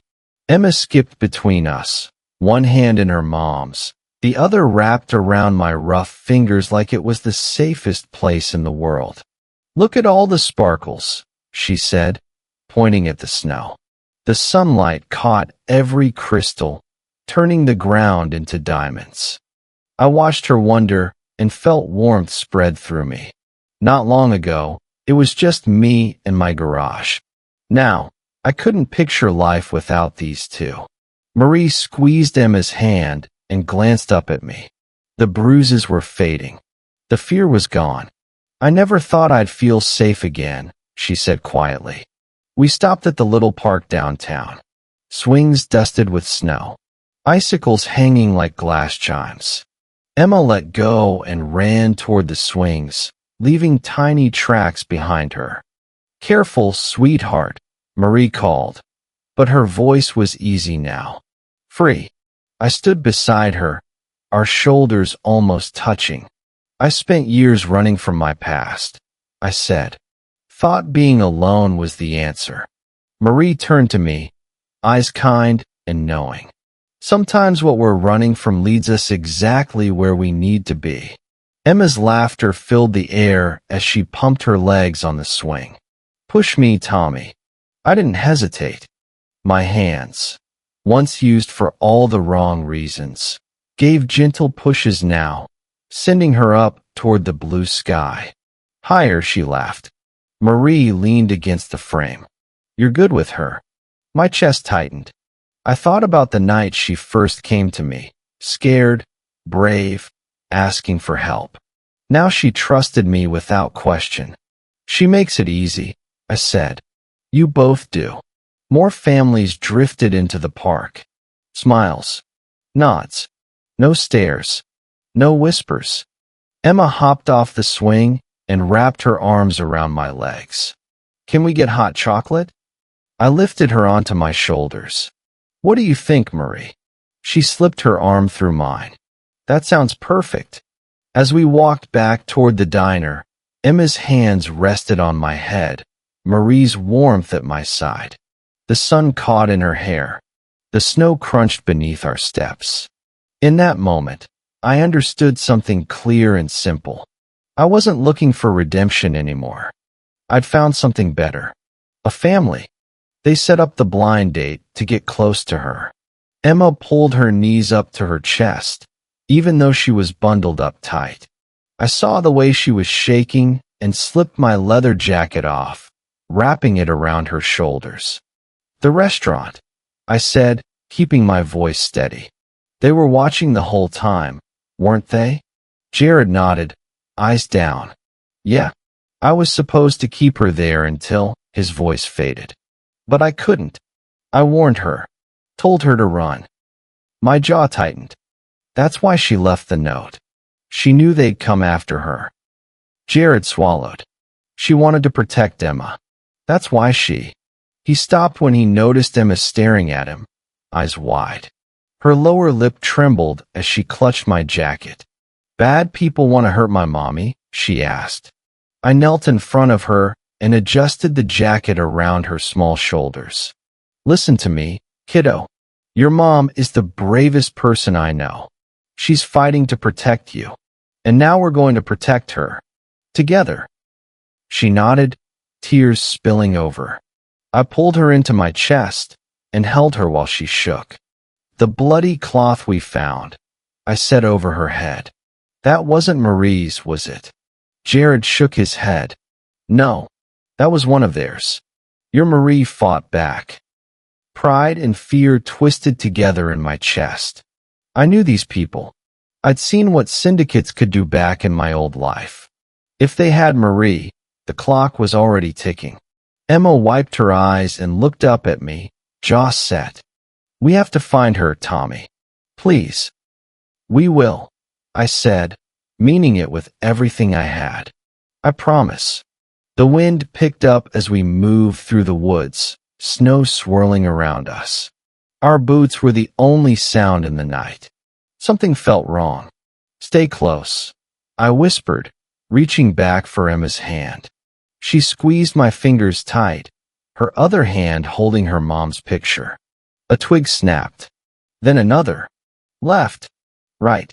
We were surrounded. Well, a rough voice said. Look what we've got here. 3 men stepped out of the darkness. And behind them, Jared. I shoved Emma behind me. You led them to us. I'm sorry, he said, staring at the ground. They didn't give me a choice. One of the men reached inside his jacket. Nothing personal, old-timer. But you and the kid know too much. My mind raced. The barn.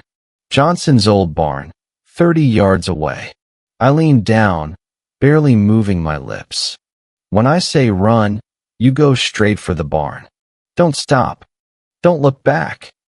I felt Emma nod against me. I grabbed a fistful of snow and flung it into the closest man's face. Run! Emma bolted. I slammed into one of them, sent him flying. Another swung. I ducked, muscle memory taking over. A gunshot cracked past my ear. I ran hard, zigzagging, chasing Emma's small shape as she disappeared into the barn. I dove inside, slammed the door, dragged a heavy beam across it. Emma, I called, breathing hard. Up here, she answered, voice shaking.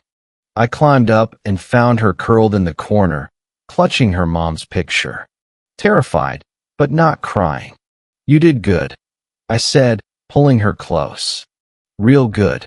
Outside, boots crunched in the snow. She looked up at me. They're the bad guys, aren't they? Yeah, I said softly. But I won't let anything happen to you. We're going to find your mom. I swear it.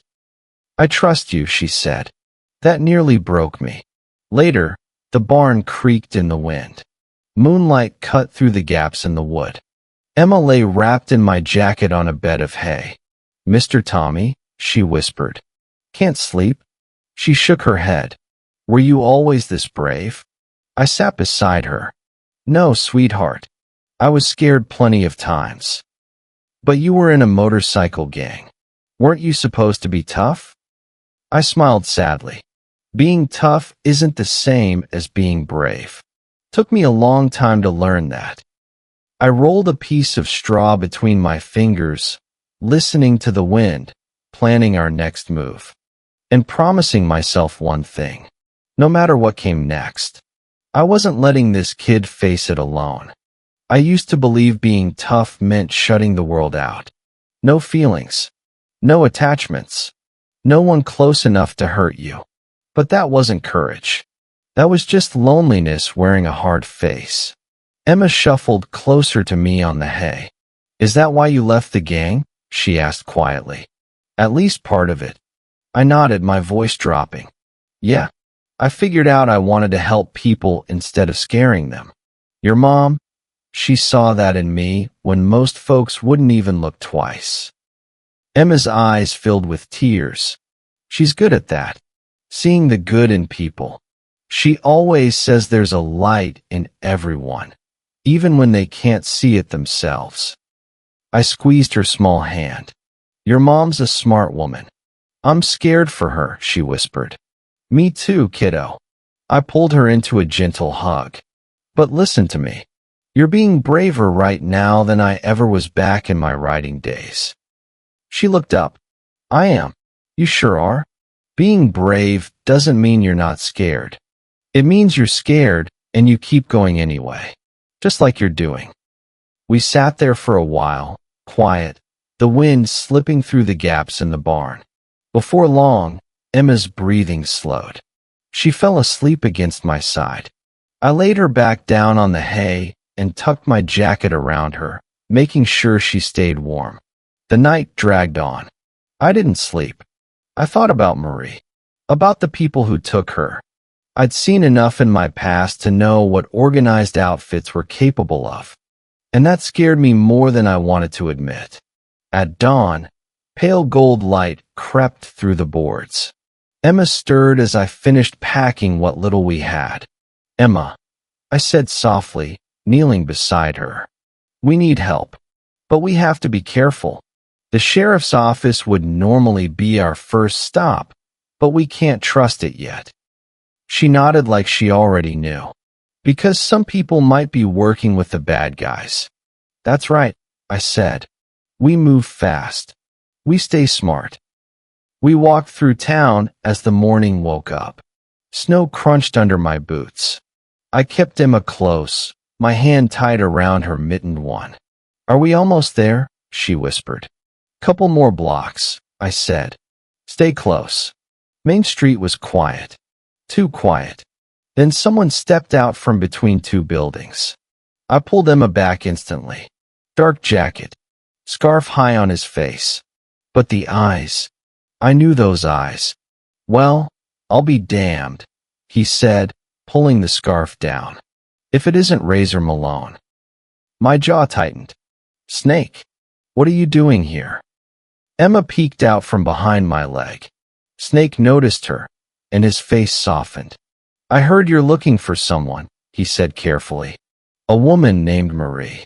My grip on Emma tightened. What do you know? She's alive, he said. And I know where they're holding her. Emma gasped. You know where my mommy is? Snake nodded. Old warehouse near the train yard. But listen, they're moving her tonight. If you're gonna get her, it has to be soon. I searched his face. Snake had once been my right hand. But that was another life. Why help us? I asked. He shoved his hands into his pockets. Maybe I'm trying to make things right. We all got demons, Razor. Some of us just finally turn around and face them. Emma tugged my jacket. Can we trust him? I knelt down. Sometimes the hardest thing in the world is knowing who to trust. When I looked back up, Snake was already retreating. North Warehouse, he called. Be careful. This town's got more shadows than you think. Then he was gone. I stared at the empty street, questions hammering my head. Emma squeezed my hand. Is he really going to help us find Mommy? I looked down at her hopeful face.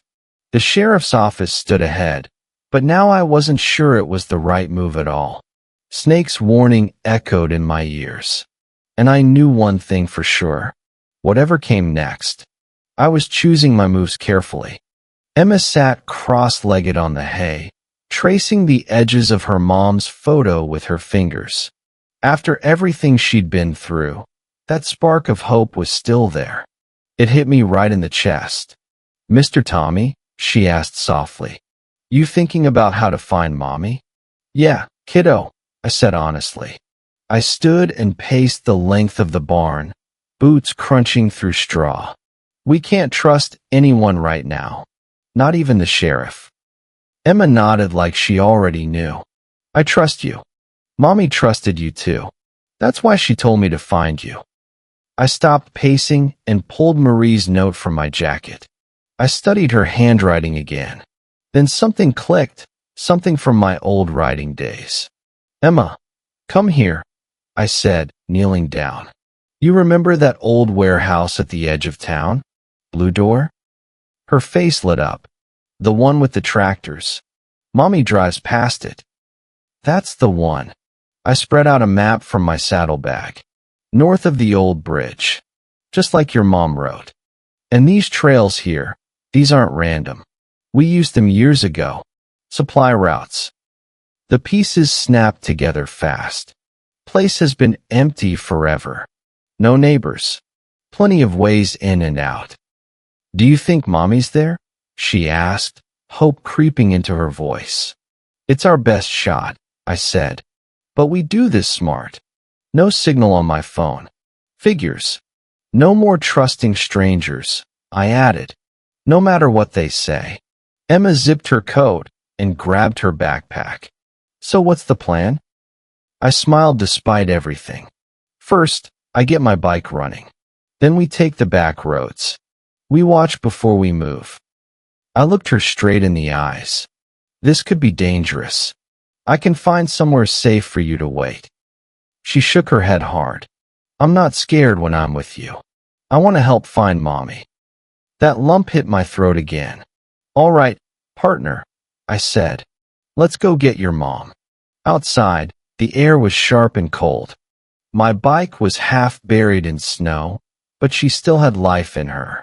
While I worked, Emma stood watch like it was the most important job in the world. The engine roared back to life. I lifted Emma onto the seat behind me. Hold on tight, kiddo. Long ride. Her arms wrapped around my waist. The warehouse rose out of the snow like a bad memory. Rusted metal. Dead quiet.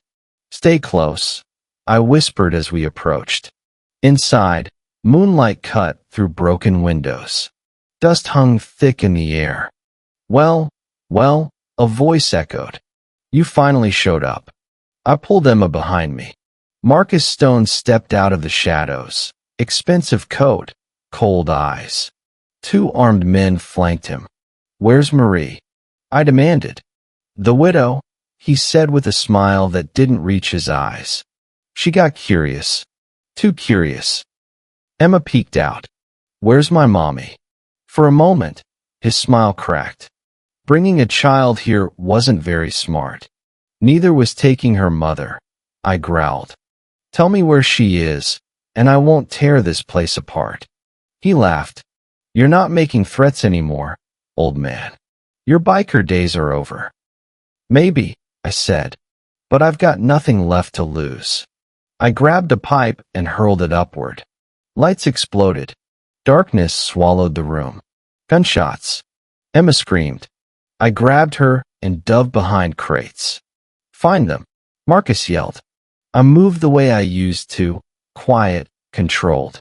I set Emma in a dark corner. Stay here. Don't move. Their men were loud. Nervous. I dropped the first one fast. Disarmed the second. Enough games, Marcus called. I stepped into the moonlight with a gun in my hand.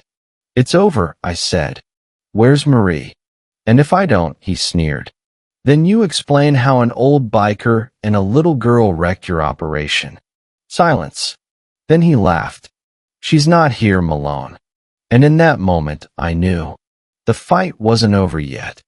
Never was, Marcus said, smiling coldly. But I've enjoyed watching you chase your tail all over town. My blood went ice cold.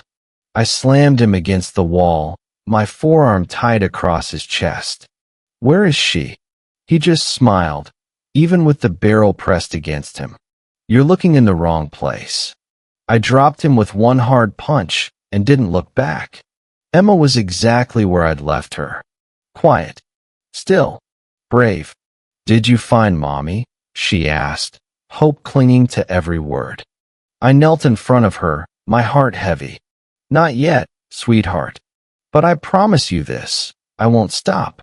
Not until we find her. I picked her up and carried her out into the night. Somewhere out there, Marie was still waiting. The truck's headlights cut through the dark as snow started falling again. Emma sat beside me, clutching her mom's picture. "Look," she whispered. A faint light flickered through the trees. I killed the headlights and rolled the truck behind a stand of pines. "Stay close, kiddo." We moved slow, quiet. The cabin looked abandoned, but the tire tracks in back told a different story. "Remember what I said?" I whispered. She nodded. "If you say run, I run back to the truck and lock the doors." "That's right," I said. "You're the bravest kid I know." A weak cry drifted from inside. "Mommy," Emma breathed. I peeked through a dirty window. Marie was tied to a chair. Bruised. Exhausted. Alive. "She's alive," I whispered. "Stay right here." The back door was unlocked. Too easy. I stayed low. Marie's eyes widened when she saw me. She shook her head hard. "I'm getting you out," I whispered. "Emma's safe." She cried when I pulled the gag free. "They'll be back any minute." Then we moved now. She could barely stand, but she tried. "Mommy." Emma ran to her, and they held each other without a sound. "I promised her," I said quietly. "And I promise you, I'm getting you both out." We moved slow through the woods. Emma held Marie's hand tight. Emma pulled out a crumpled drawing, 3 figures holding hands. "I made this while we were looking for you." Marie cried again. We rested under an oak tree. I poured hot coffee into the cap. Small sips. Emma hugged her mom. "I knew Tommy would find you. He promised." Marie looked at me then. Real gratitude. Real trust. "Not anyone would do this," she said. I shook my head. "Doesn't matter." But it did. We kept moving, careful, quiet. Emma talked softly about her drawings. And for the first time all night, I knew we were going to make it. "I can't wait to see every one of them, sweetie," Marie said softly. I watched the 2 of them together, and something inside me shifted. Seeing a mother and daughter reunited like that, Emma's steady faith, Marie's quiet strength, it reminded me that even when things get dark, hope doesn't just disappear. It waits.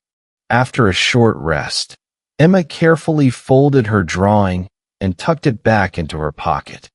Then she looked up at me with those same honest eyes she'd used the first night we met, back at the diner.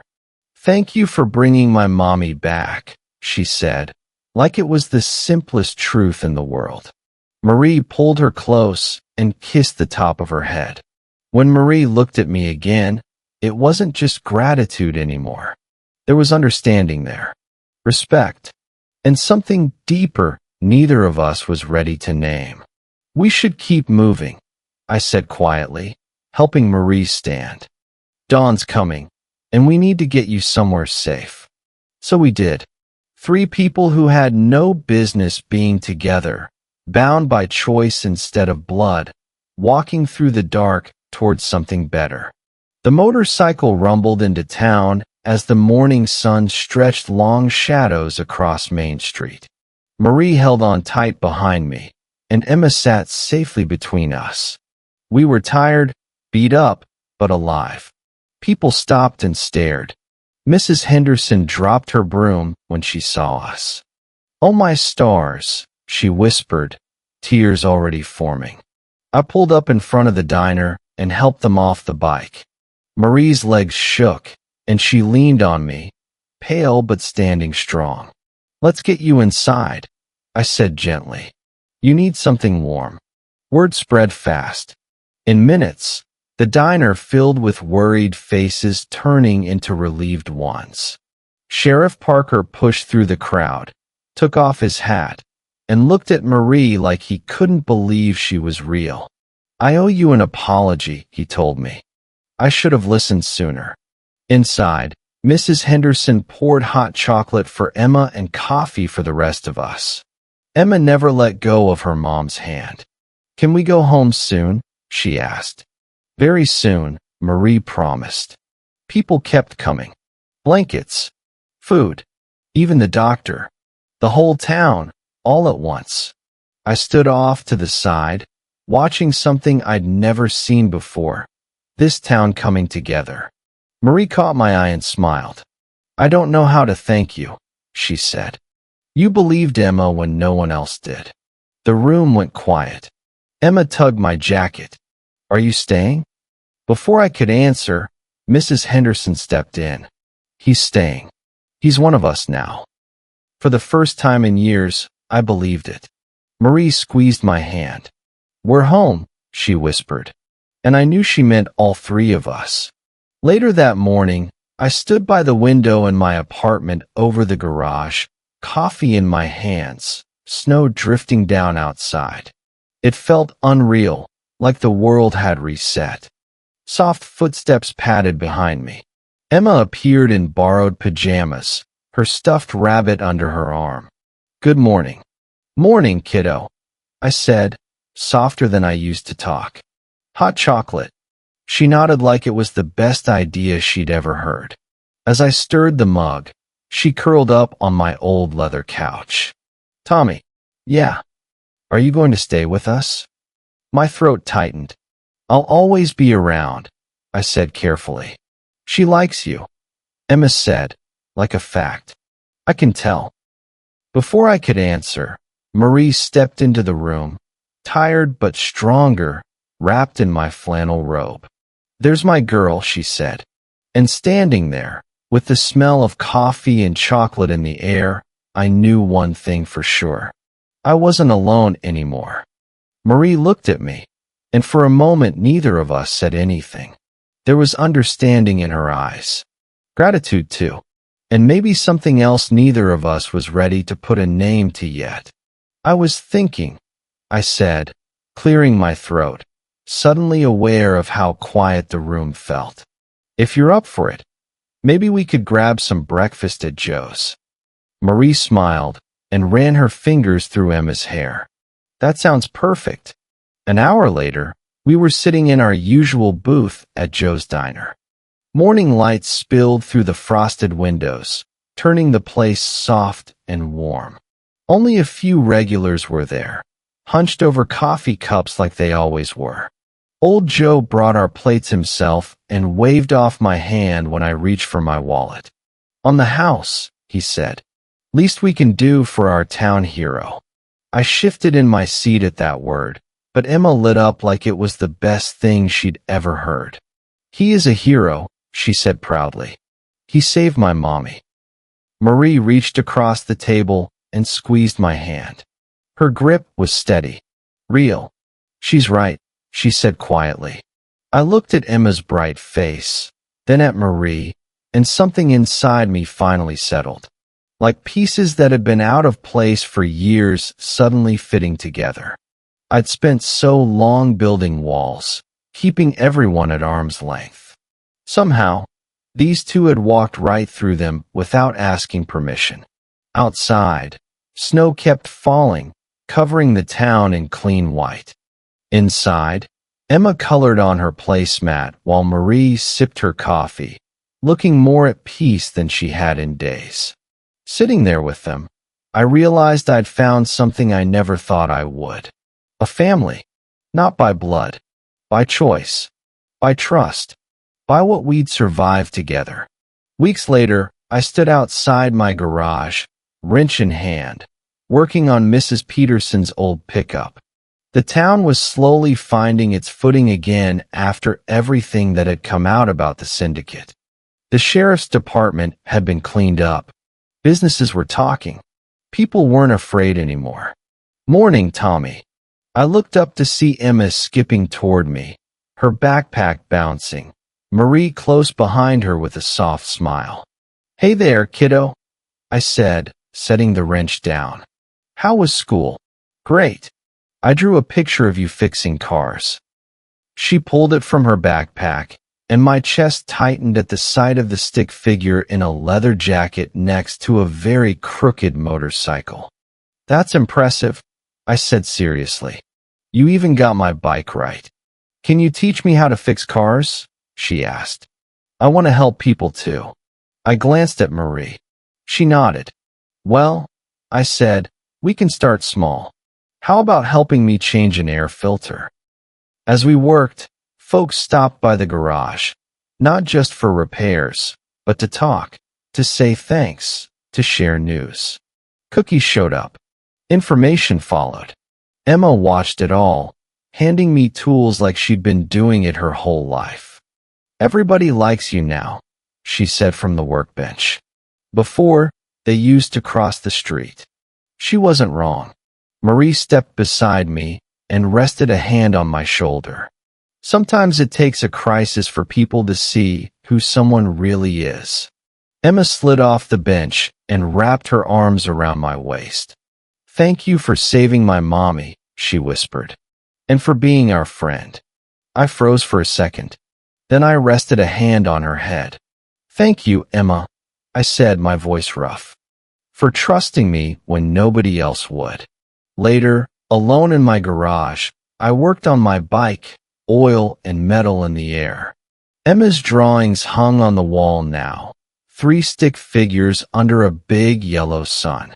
I caught my reflection in the chrome. Older, scarred, but lighter. My Hell's Angels tattoo peeked out from my sleeve. Once it reminded me of everything I was ashamed of. Now it just reminded me of the road that brought me here.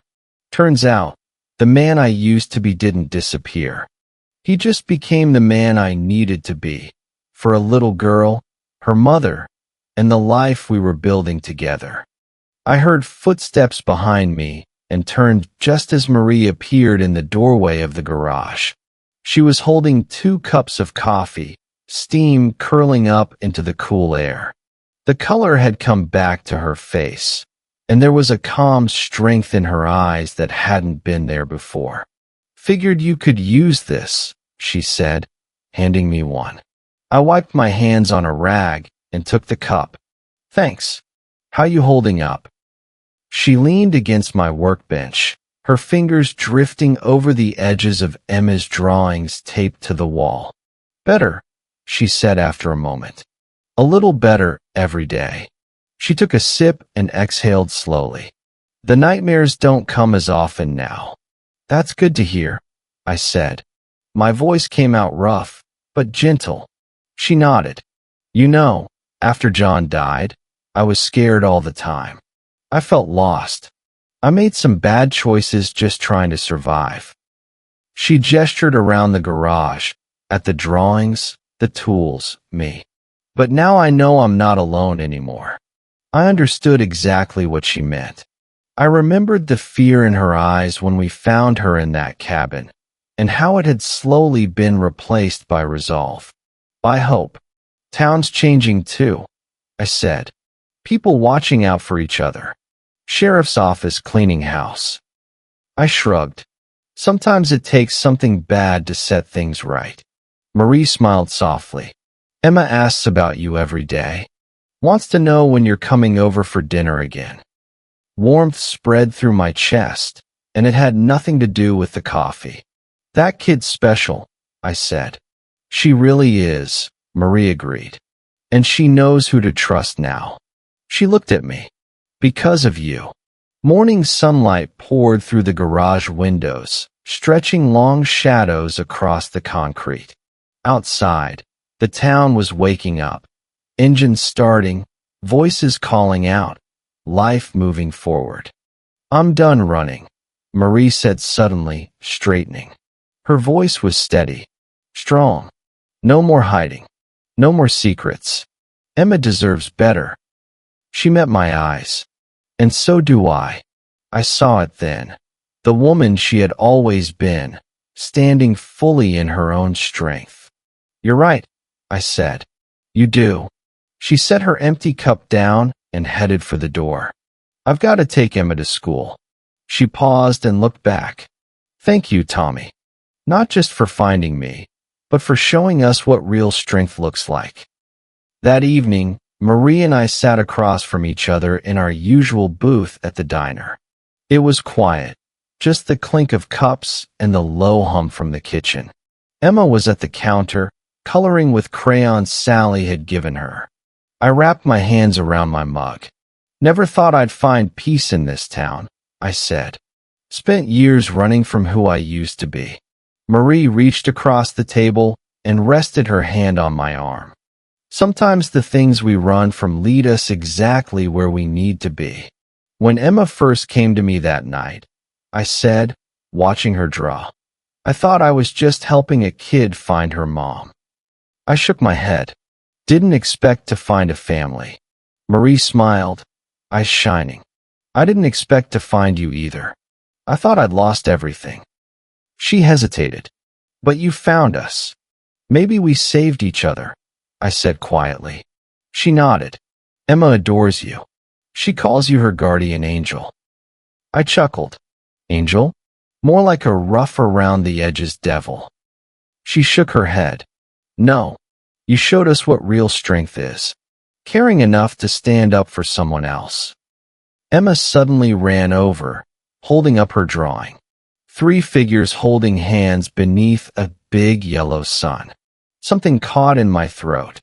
In her simple way, she'd drawn exactly what I felt. Marie slid over so Emma could climb in beside her. Emma set the picture in the middle of the table. That's us, she said, like it was the most obvious thing in the world. I looked at them, Marie with her quiet strength, Emma with her pure trust, and felt something settle deep inside me. I'd spent years thinking redemption wasn't meant for men like me. But there it was, right across the table. The next morning, the sun painted the snow in gold and pink as we walked through town together. My boots crunched in the fresh snow. The air was sharp and clean. Emma skipped between us, one hand in her mom's, the other gripping my rough fingers.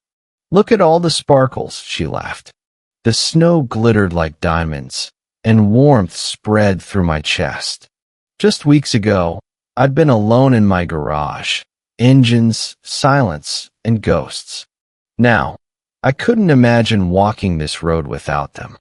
Now, I honestly couldn't picture my life without those two walking beside me. Marie squeezed Emma's hand and smiled at me over our daughter's head.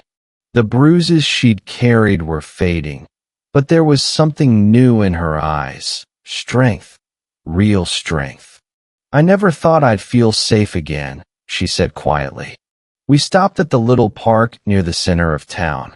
Snow dusted the swings, and icicles hung from the monkey bars, chiming softly in the breeze like glass bells.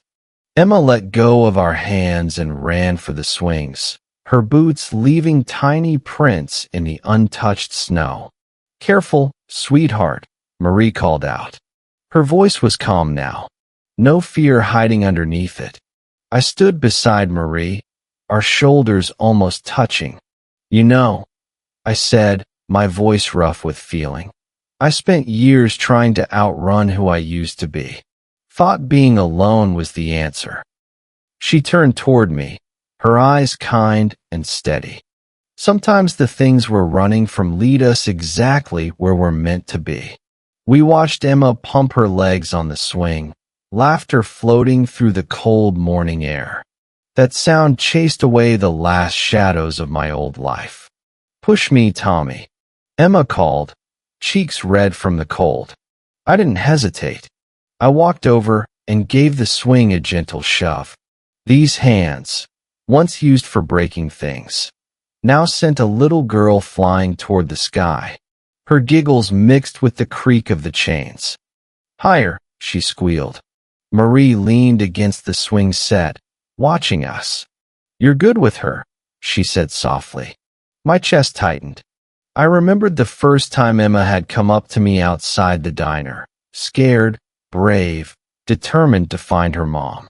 Now she trusted me completely. She makes it easy, I said, giving another careful push. You both do. The sun climbed higher, stretching our shadows across the snow. Other families drifted into the park, offering nods and smiles as they passed. No suspicious looks. No distance. I wasn't the outsider anymore. Emma jumped off the swing and wrapped her arms around my legs. Can we get hot chocolate? She asked hopefully. I laughed and scooped her up, settling her on my shoulders. What do you think, Marie? I asked. Hot chocolate at the diner. She stepped closer and linked her arm through mine. I think that sounds perfect. As we walked, I felt Emma's small weight on my shoulders and Marie's warmth at my side.